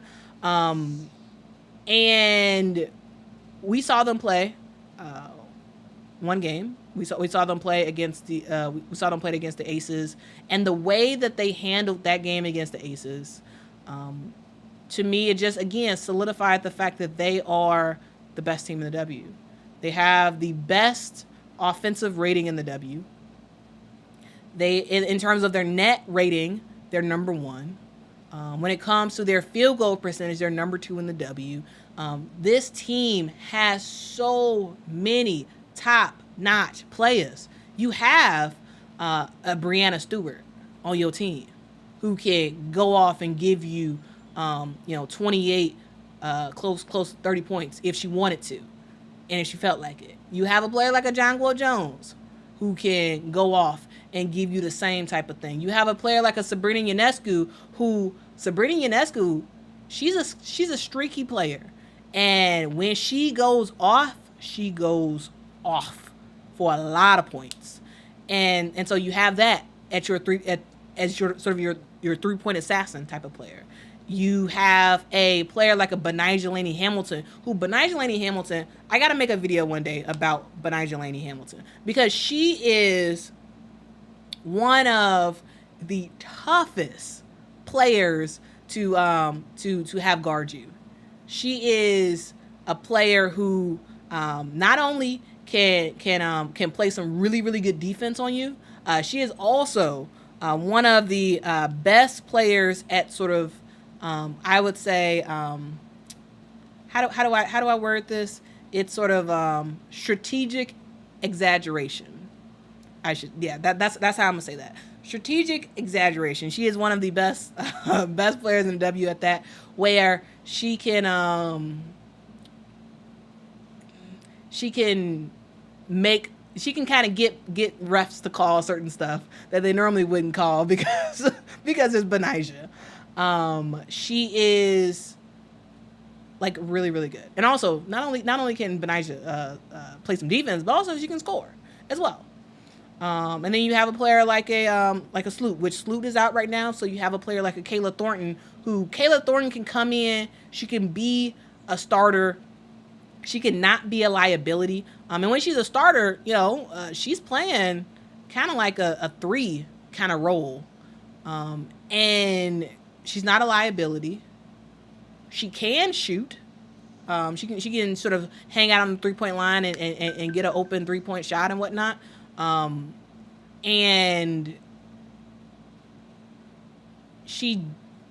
there's something to be said. I'm gonna say this. There's something to be said about a role player who knows her role to a T and can execute it like that. And that's Kayla Thornton. Like she doesn't do anything like I would say spectacular, but she also doesn't do anything that makes you be like, oh, take her out the game. You know what I'm saying? Like she stays in her bag, and she does it well. And especially with a team that's missing their number one, especially with the team that's missing their number one point guard, having a player like a Kayla Thornton come in and make some noise is a good thing to happen. Even though she doesn't make noise in terms of like scoring points, though she can score points, she doesn't really score points that much. But not only do you have a good starting lineup, but you also have 2 players who I think are going to be the absolute keys for the New York Liberty going forward. That's Dojkic and that's Fibic. 2 players who, honestly, I didn't really know about at all until this year. Both have played overseas in Europe. And this year I'm getting a good look at them, and I'm like, oh, they're good players. They're good players. They're not like Maureen Johannes, but they can be a huge asset for this New York Liberty team, and it just increases the depth that this team has. Now, what they don't have, I would say, is I don't think they really do have the post depth. I don't really think they do. But as of right now, it's not hurting them. So until it starts to hurt them, they are my number 1 team in the WNBA so far. So number 1, New York Liberty. Number 2 is the Connecticut Sun. Now the reason why, again, guys, I said it earlier, the Connecticut Sun was my number 1 team until they lost to the New York Liberty, and so it's kind of hard for them to so that's why I got them the way they are. But the Connecticut Sun are absolutely dominant. They are a team that they're run by a point forward. You have Alyssa Thomas, who is a freight train, an engine, whatever you want to call her. She's just her. She can get close to a triple double just about every single night. And she just runs this team spectacularly. You have her who can dish out the ball, and she can do her like little shot put thing. Though I feel like this year she's a little bit more inefficient with that shot put than she was in years past. But she can get into the paint. She can knock you down and not get called for the foul. And she can pass the ball. And who exactly is she passing it to? Well, I mean, she's passing it to DeWanna Bonner, who DeWanna Bonner is continuing to have a fantastic year in the WNBA. She's one of those players who's like, she's an older player. I believe she's 36 years old, DeWanna Bonner. And the way she plays, like you couldn't tell that. You could not tell how old she is by the way she plays, because she plays phenomenal. She can drop 17, 18, 25 points on you. And, she's also another one of those players that's similar to Benijah Laney, that is that are strategic exaggerators in the WNBA. And she can get a lot of fouls called. You can see DeWanna Bonner fall, and you gotta wonder, is she really hurt? Is she acting? What's going on? What's going on here? But DeWanna Bonner is fan freaking tastic. She's a player who can put the ball on the floor, get you to the paint. She can shoot a three. She is just all around a very, very tough player to go up against. Guys, if you all could do me a huge favor and hit that like button, that would be absolutely fan freaking tastic if you can do that. It really does help the channel out a whole lot when you hit that like button. Also, guys, if y'all have not subscribed to the channel, please make sure to subscribe. I make content all about women's basketball. I do deep dives like this. It's a good time. So I hope y'all subscribe to the channel. We are on our road to 20,000 subscribers. Guys, road to 20,000 subscribers. And guys, while we are here, just a little commercial break, I would say. And we're going to get back into the commentary about the power rankings. While we are here, guys, I do want to ask you all to please support my merch store. I have a store called quitalovesports.com where you can buy your official Awesome People of the Internet merch. It's a great time. It's a great time to get some merch. It's a great time to show off the fact that you are an awesome person of the internet and you love yourself some women's basketball. So if y'all are interested in that, I dropped the link in the chat. So please make sure to go over to my store, qlsapparel.com, and pick up something really awesome. It's summertime, so y'all be wearing excuse me. So y'all gonna be wearing t-shirts anyway. So I'm just saying.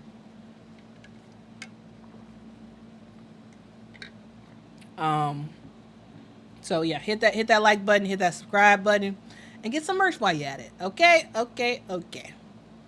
All right. So continuing on talking about the Connecticut Sun. For the Connecticut Sun, it really is about the big three. You have Alyssa Thomas that I kind of talked about, the point forward who can kind of do everything. You have a player like while we in that commercial, CAC says, thank you so much for that comment, CAC. CAC says, you won't regret getting a shirt. It's so comfortable. Woo. I'm so happy you love the shirt. Guys, I use quality material for the shirt. It's a Bella canvas shirt, which if y'all know anything about shirts, it's a better quality shirt for Bella canvas. It's not a gildan shirt, it's a Bella canvas, so it's good quality. I'm wearing one of the shirts right now. But yeah, so yeah, get some merch, guys. Get some merch. Let's see. Ren says, so glad I found your channel. Well, I'm happy you found the channel too. Thank you so much for rocking out with me, Ren. All right, so for the Connecticut Sun, they have a big three, right? You have Alyssa Thomas, you have DeWanna Bonner, and you have Brianna Jones, which Brianna Jones, to me, is the most crucial player on this team. The reason why I say that is because last year, Brianna Jones got hurt, and I do believe that was a huge reason as to why we didn't see the Connecticut Sun in the championship game, because Brianna Jones provided that sort of depth in the post, someone who can be a really good defender, someone who can get points on the board, and someone who allows DeWanna Bonner to kind of be a guard per se. That's what Brianna Jones brings to this team. She can score some points too. Like it's not like it's just for the benefit of DeWanna Bonner, but Brianna Jones, she's averaging around 13 points a game.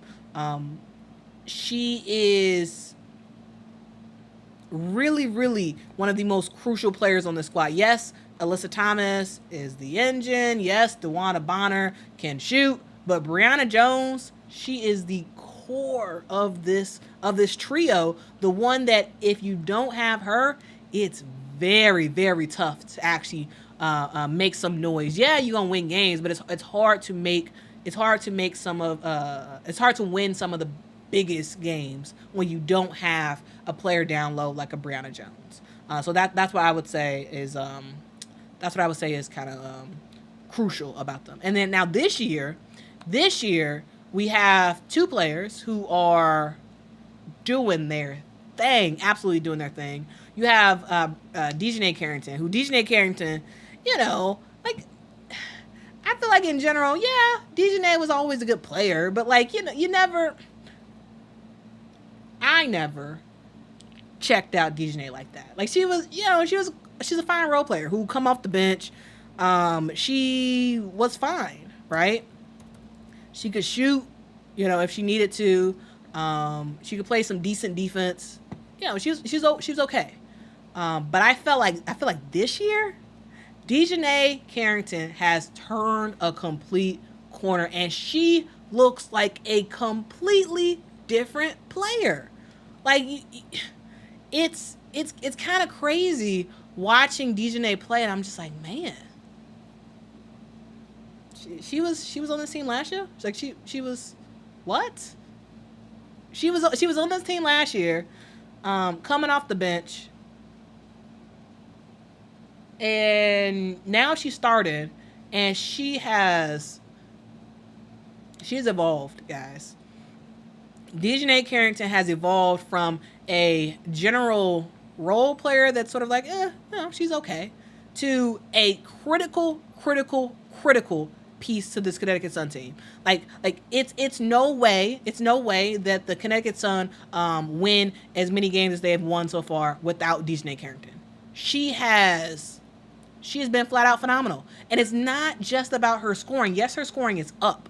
Yes, it's her defense, guys. It's her willingness to play the best guard on the opposing team and try her best to lock them down. And she does a good job at it too, guys. Like, I'm just saying, like, you know, it is a traditional big three, but they're turning into a big four with Dejanay Carrington, because she is really, really, really good.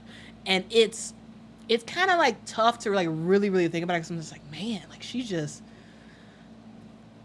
what she did in the off season, her workouts, you know, the leagues that she was in, she got to do it again, because she looks great this year. She really does. She looks great, and it feels like she feels comfortable in her role, comfortable with this team, and comfortable with the players that she's playing against. Because playing with Alyssa Thomas and DeWanna Bonner, that could be pretty intimidating. You know, that could be pretty intimidating. But Dejanay is like, she's taken this on. I think her mentality is different this year. Her confidence is different this year. And her skills is different this year. So we've seen everything go up. Her offense go up. Her defense go up. Her minutes dramatically went up. And she is a key player for this team going forward. And so, yes, that is absolutely why, one of the reasons why I have this team in my as a top two team, is because, yes, it's the big three, but now it's the big four, because you got Dejanay Carrington. And Dejanay, she's been playing her butt off. She really has. And, you know, and I don't know. I slept on her last year. I did. Not no more. Not no more. I mean, because last year she wasn't nowhere near as good. She wasn't nowhere near as good. But this year she's looking good. She is absolutely looking good. And another player who I think is extremely critical to the greatness of this team is is Ty Harris. Ty Harris, you know, is one of the best three-point shooters in the WNBA. Last year, she was the best three-point shooter in the WNBA. She's kind of, you know, her three-point average is not as good as it was last year, but she is a three-point threat that you can't leave Ty Harris open. You can't. If you do, she's going to start scoring on you. Like, you can't leave her open. I feel like overall, she is, again, another player who has a different mentality. Another player who has a lot more comfortability playing with the Connecticut Sun. And Ty Harris she's doing her thing. She is a starter for this team. She's a player who needs to be on the court a good amount of time, because you can't pass up that threat. You cannot pass up that threat that she has. And I feel like she's in the right she's on the right team at the right time. And she's another piece that's going to help this team make it to the next level, because Ty Harris can score the basketball, not just on a 3-point line, but she can also get to the basket as well. So the whole starting lineup is really good. So I'm gonna just leave it at that. And then on the bench, my favorite player off the bench for the Connecticut Sun is Rachel Banham. I am a fan of Rachel Banham. With the Minnesota Lynx, I thought she was fine. Like, she was okay for the Minnesota Lynx. But I feel like she's in the right spot for this Connecticut Sun team. And the reason why I say that is because, like, she comes in and she's just expected to maintain. She's not necessarily expected to, like, score a bunch of points. She's expected to maintain, shoot some 3-pointers, and get a wide open bucket. Like, she's not required to do a whole lot. Whereas with Minnesota, I felt like they were expecting her to do more than what she. I mean, well, Rachel Banham can score more points than she's scoring right now. Right now, she's scoring around 4 points a game, almost 5, and she can get to, close to 9 points a game. But to me, I feel like her role is she's just in a better role than what she was with Minnesota. So maybe y'all disagree with that, but I feel like Rachel Banham's role is perfect, and to me, she is the great piece right off the bench that they can bring in, and again, a player who can come in, not do too much, just stay in her lane, do what she knows how to do, get some points on the board, and ultimately just maintain for the squad. All right, so that is the Connecticut Sun.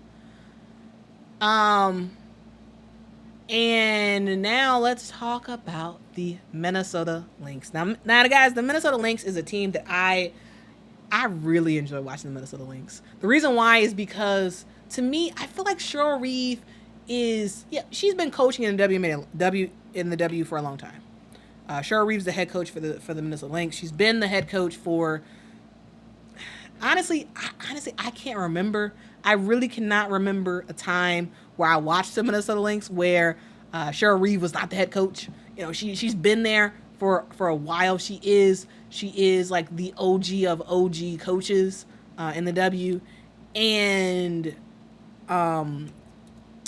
when I think about the Minnesota Lynx, this year especially, I think about how this team has reinvented themselves from last year, and how Cheryl Reeve has took a team that I thought, had some good players, they were all right. They were an all right team that had an MVP player on their team, which is Napheesa Collier, who is, again, playing elite basketball.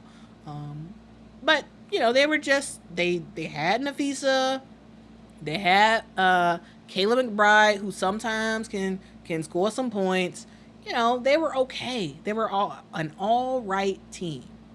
But this year, the Minnesota Lynx, not only is are they sort of cooking with a player like a not only are they cooking with a player like a Napheesa Collier, who is continuing to, yes, in my opinion, right now, the WNBA MVP does go to Asia Wilson. If the season ended right now, yes, it will go to her. But Nafisa Collier, Nafisa Collier can straight up ball. She can play some basketball. And the thing about Nafisa Collier that I every time I get now, I try to say it. Nafisa Collier is short. Nafisa Collier is a post player. And if y'all are curious in terms of how tall this girl is, she is only 6'1". She's 6'1", guys. And she is averaging 21 points a game, 10.5 rebounds. Yes, in my opinion, she does struggle against the taller of taller post players in the league. But Nafisa Collier, for her to be that short as a post player, again, 6'1" as a post player, that's short in the WNBA. For her to be that short and still be that dominant is just crazy. But not only do you have Nafisa Collier, who just does her thing, you have Ghostface. Yeah, Ghostface can't believe it. Yep, she's 6'1". She is 6'1", guys. No, she's not tall. like Nafisa Collier is short. She is short, but she still finds a way to dominate. And it's just, and guys, I need to do a little bit of research about this. I need to do some research, but I really don't know. It's hard to find other post players who were that short and yet that dominant. There are some in the past, absolutely, but it's kind of a hard thing to find. TG says, I was about to say 6'1" is kind of big for a woman. I mean, sure, for an average woman, yes, but for a WNBA post player where you have the likes of the Dallas Wings that has 3 players who are 6'6" and taller. You have the likes of Brittany Griner, you have Lee Yaroo, you have big, tall women in the WNBA. And you got Nafisa Collier, who holds her own at 6'1" and is dominant. So I'm just saying. That's my little segue about Nafisa Collier. So Nafisa Collier, you got her, and you look at the rest of the team and you're like, okay, they're all right. Kayla McBride, she could score, but Kayla McBride of last year is not the Kayla McBride of this year. Kayla McBride, she has evolved. Like I talk about how Dejanay Garrington has evolved. You have a player like a Kayla McBride who has evolved. We all knew that Kayla could shoot. We all knew that. Like that's not the thing, right? We knew she can shoot. It's just that this year she is on another stratosphere. This year she's on another stratosphere. So far, I just want to call out some of the games that she's had for Kayla McBride. Let's just call it out real quick. All right, she had 32 points against Seattle. In that game, she was 7 of 10. 7 of 10 from the 3-point line. 7 of 10, guys. The day before, not the day before, 2 days before that Seattle game they played Phoenix. She had 25 points in that game. How many 3-pointers? She had 8. 8 of 13 3-pointers. You go back even further. They had a game against Dallas. She had 25 points in that game. She had 5 3-pointers. 5 of 6 in that game. Kayla McBride has always been a scorer. But she has taken it to another notch in terms of her 3-point prowess this year. And in order for the Washington Mystics, or not Washington Mystics, in order for the Minnesota Lynx to kind of stay on this upward trajectory, you need Kayla McBride to continue to do what she's doing. You need her to continue to do what she's doing because you need her, especially in some of those bigger games where they may have bigger post players, you need her to hit those threes to sort of offset Fee a little bit. So you have your dynamic duo of Nafisa Collier and Kayla McBride, who are doing their thing. Nafisa has always been doing it. Kayla McBride, to me, has stepped up another level. You also have, in my opinion, one of the best mid-range shooters I have ever seen in Courtney Williams on this team. Now, Courtney Williams made the decision to leave the Chicago Sky. She was a free agent, so she could go wherever she wanted. She left the Chicago Sky and went to the Minnesota Lynx, and she has loved her experience with the Minnesota Lynx. She loves the way they treat her like a professional. She loves their amenities. She just loves everything about this team. And she is a player that is absolutely thriving with this team. She is one of the best mid-range shooters I've seen. Courtney Williams, she's a guard. Was at one point a combo guard. Now I would say she is solidly a point guard. Courtney Williams, I need to make a separate video about it that just dives into Courtney Williams and what she's able to do. But she has sort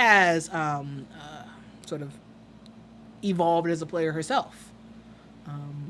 Where before, she's a combo guard.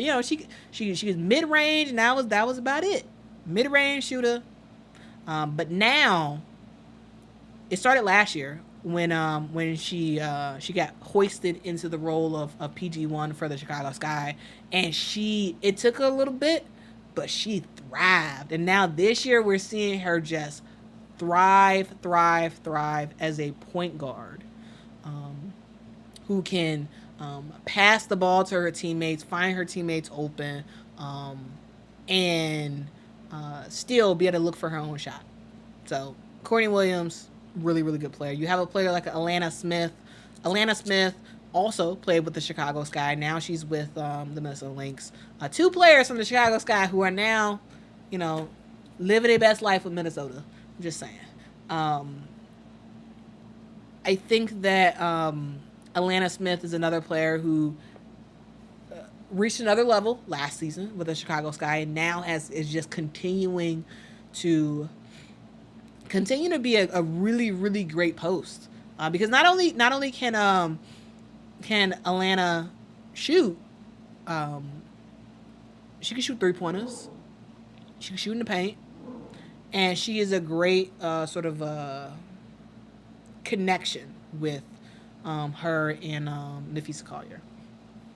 And I do want to talk about another player who doesn't get as much attention, but was hoisted into a starting role when Diamond Miller went down for injury. So Diamond Miller, she only played like 3 games this season because she got hurt. And Bridget Carlton has stepped up, and is having a fantastic year for the Minnesota Lynx. Now, again, guys, when I talk about this, Minnesota Lynx team, it's a lot of evolving happening. I feel like in terms of coaching, we're seeing different schemes from Shura Reeve and but we're also seeing players get a whole lot better. And so that's I'm just saying that's something that yeah, I don't know, guys. That's something that I really like about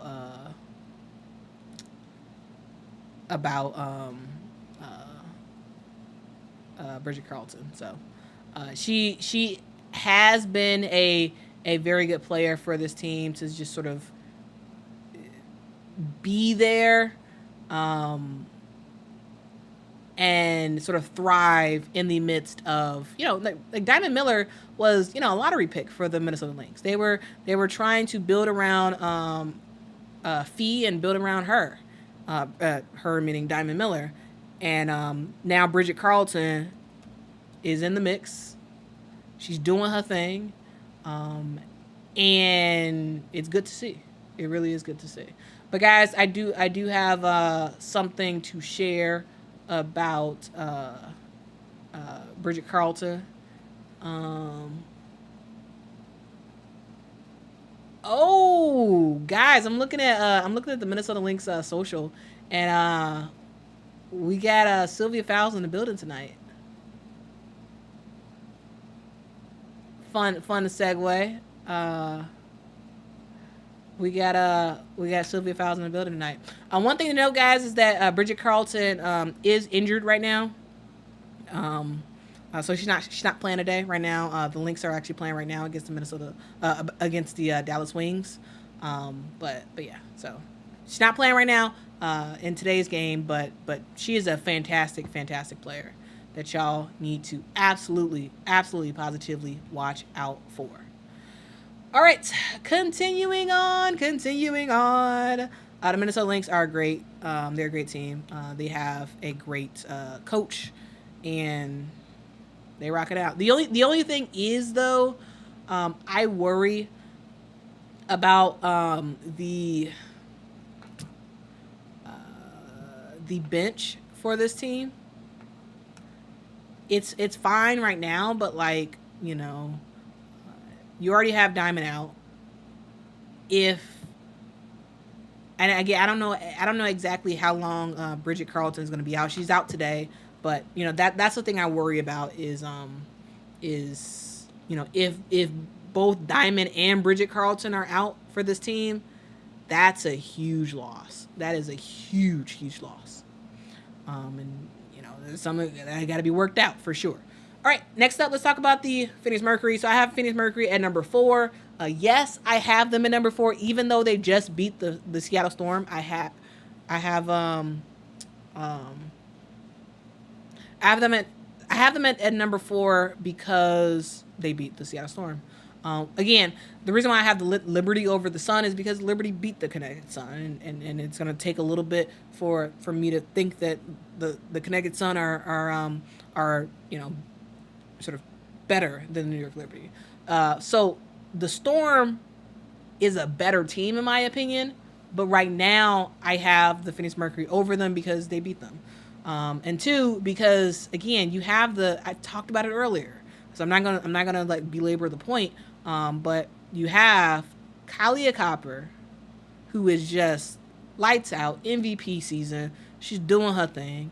You have Brittany Griner, who's finally back, and making some stuff happen for this team. You have Diana Taurasi, who's being the leader that she is, and not necessarily doing too much because she doesn't need to on offense. And then on defense, she's actually playing some defense. You have Natasha Cloud, who is one of the best point guards in the WNBA. Her ability to facilitate, her ability to score when she needs to.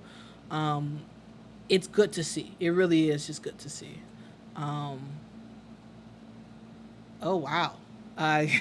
Sorry guys. I just took a glance at ESPN, and Boston is beating Dallas pretty bad, 67-46. I was hoping Dallas would pull out a victory, but I think they might. We might see Boston with the championship this year. Just saying.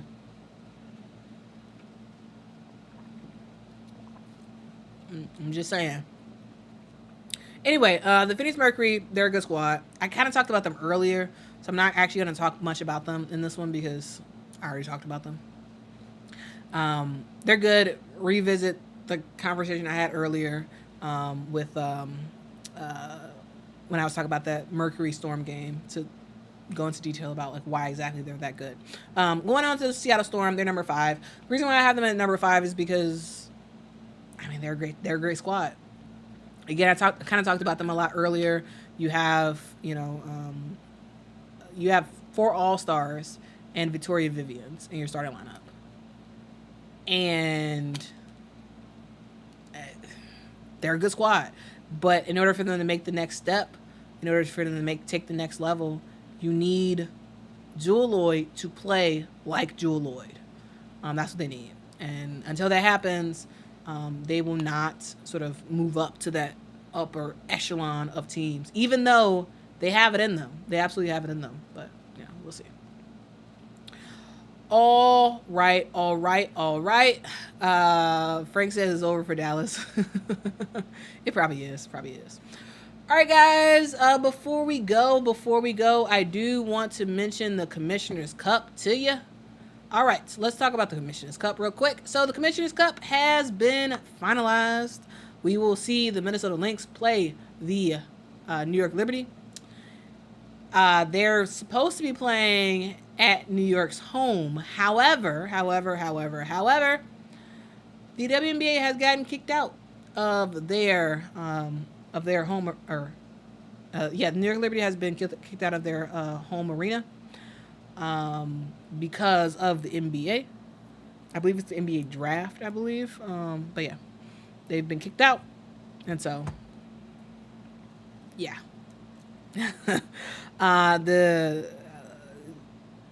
You want to see I would have loved to see the New York Liberty actually play at Barclays Arena for the Commissioner's Cup, but that will not happen, guys. That will not happen because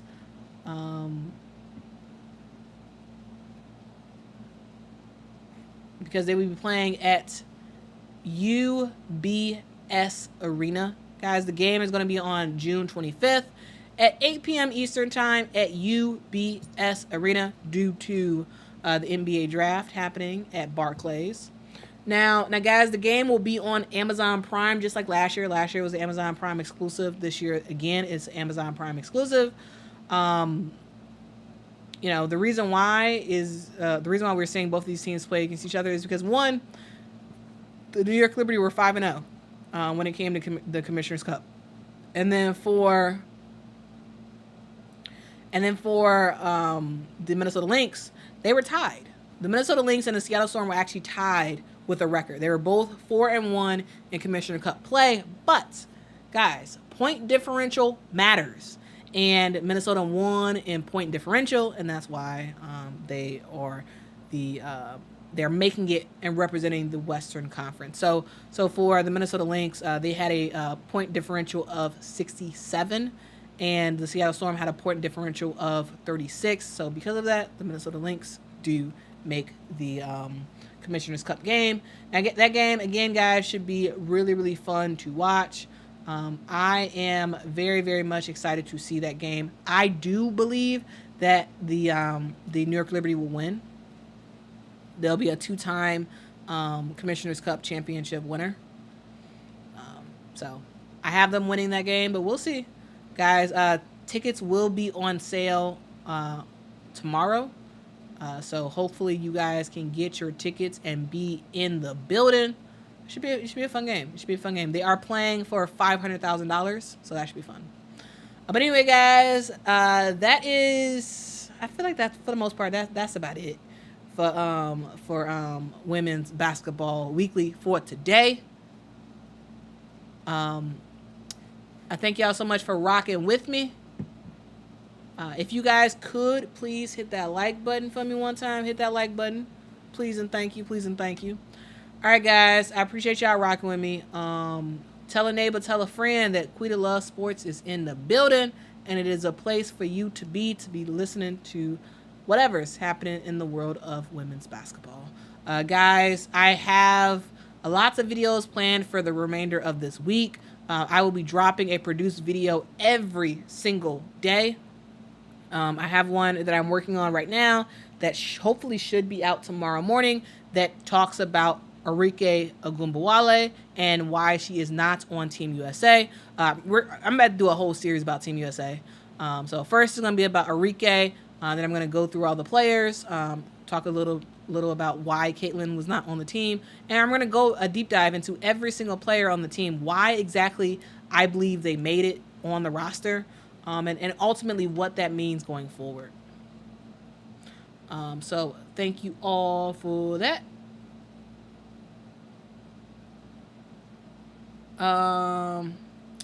Coconut asks when the next live is. So the next live will be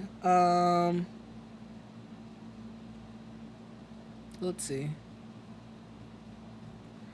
Sorry, guys. I should have a schedule out to y'all. But my next live will be on Wednesday. So on Wednesday, I'll do a live stream of the Mystics versus Fever game. And then on Thursday, the Chicago Sky play a day game. The Chicago Sky play a day game, and I'll be there for that, and I'll be live streaming for that. All right. So my next live is going to be on Wednesday and then Thursday. Wednesday evening, Thursday morning. All right.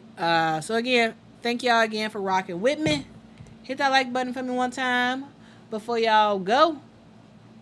And guys, so long. Farewell to you, my friend.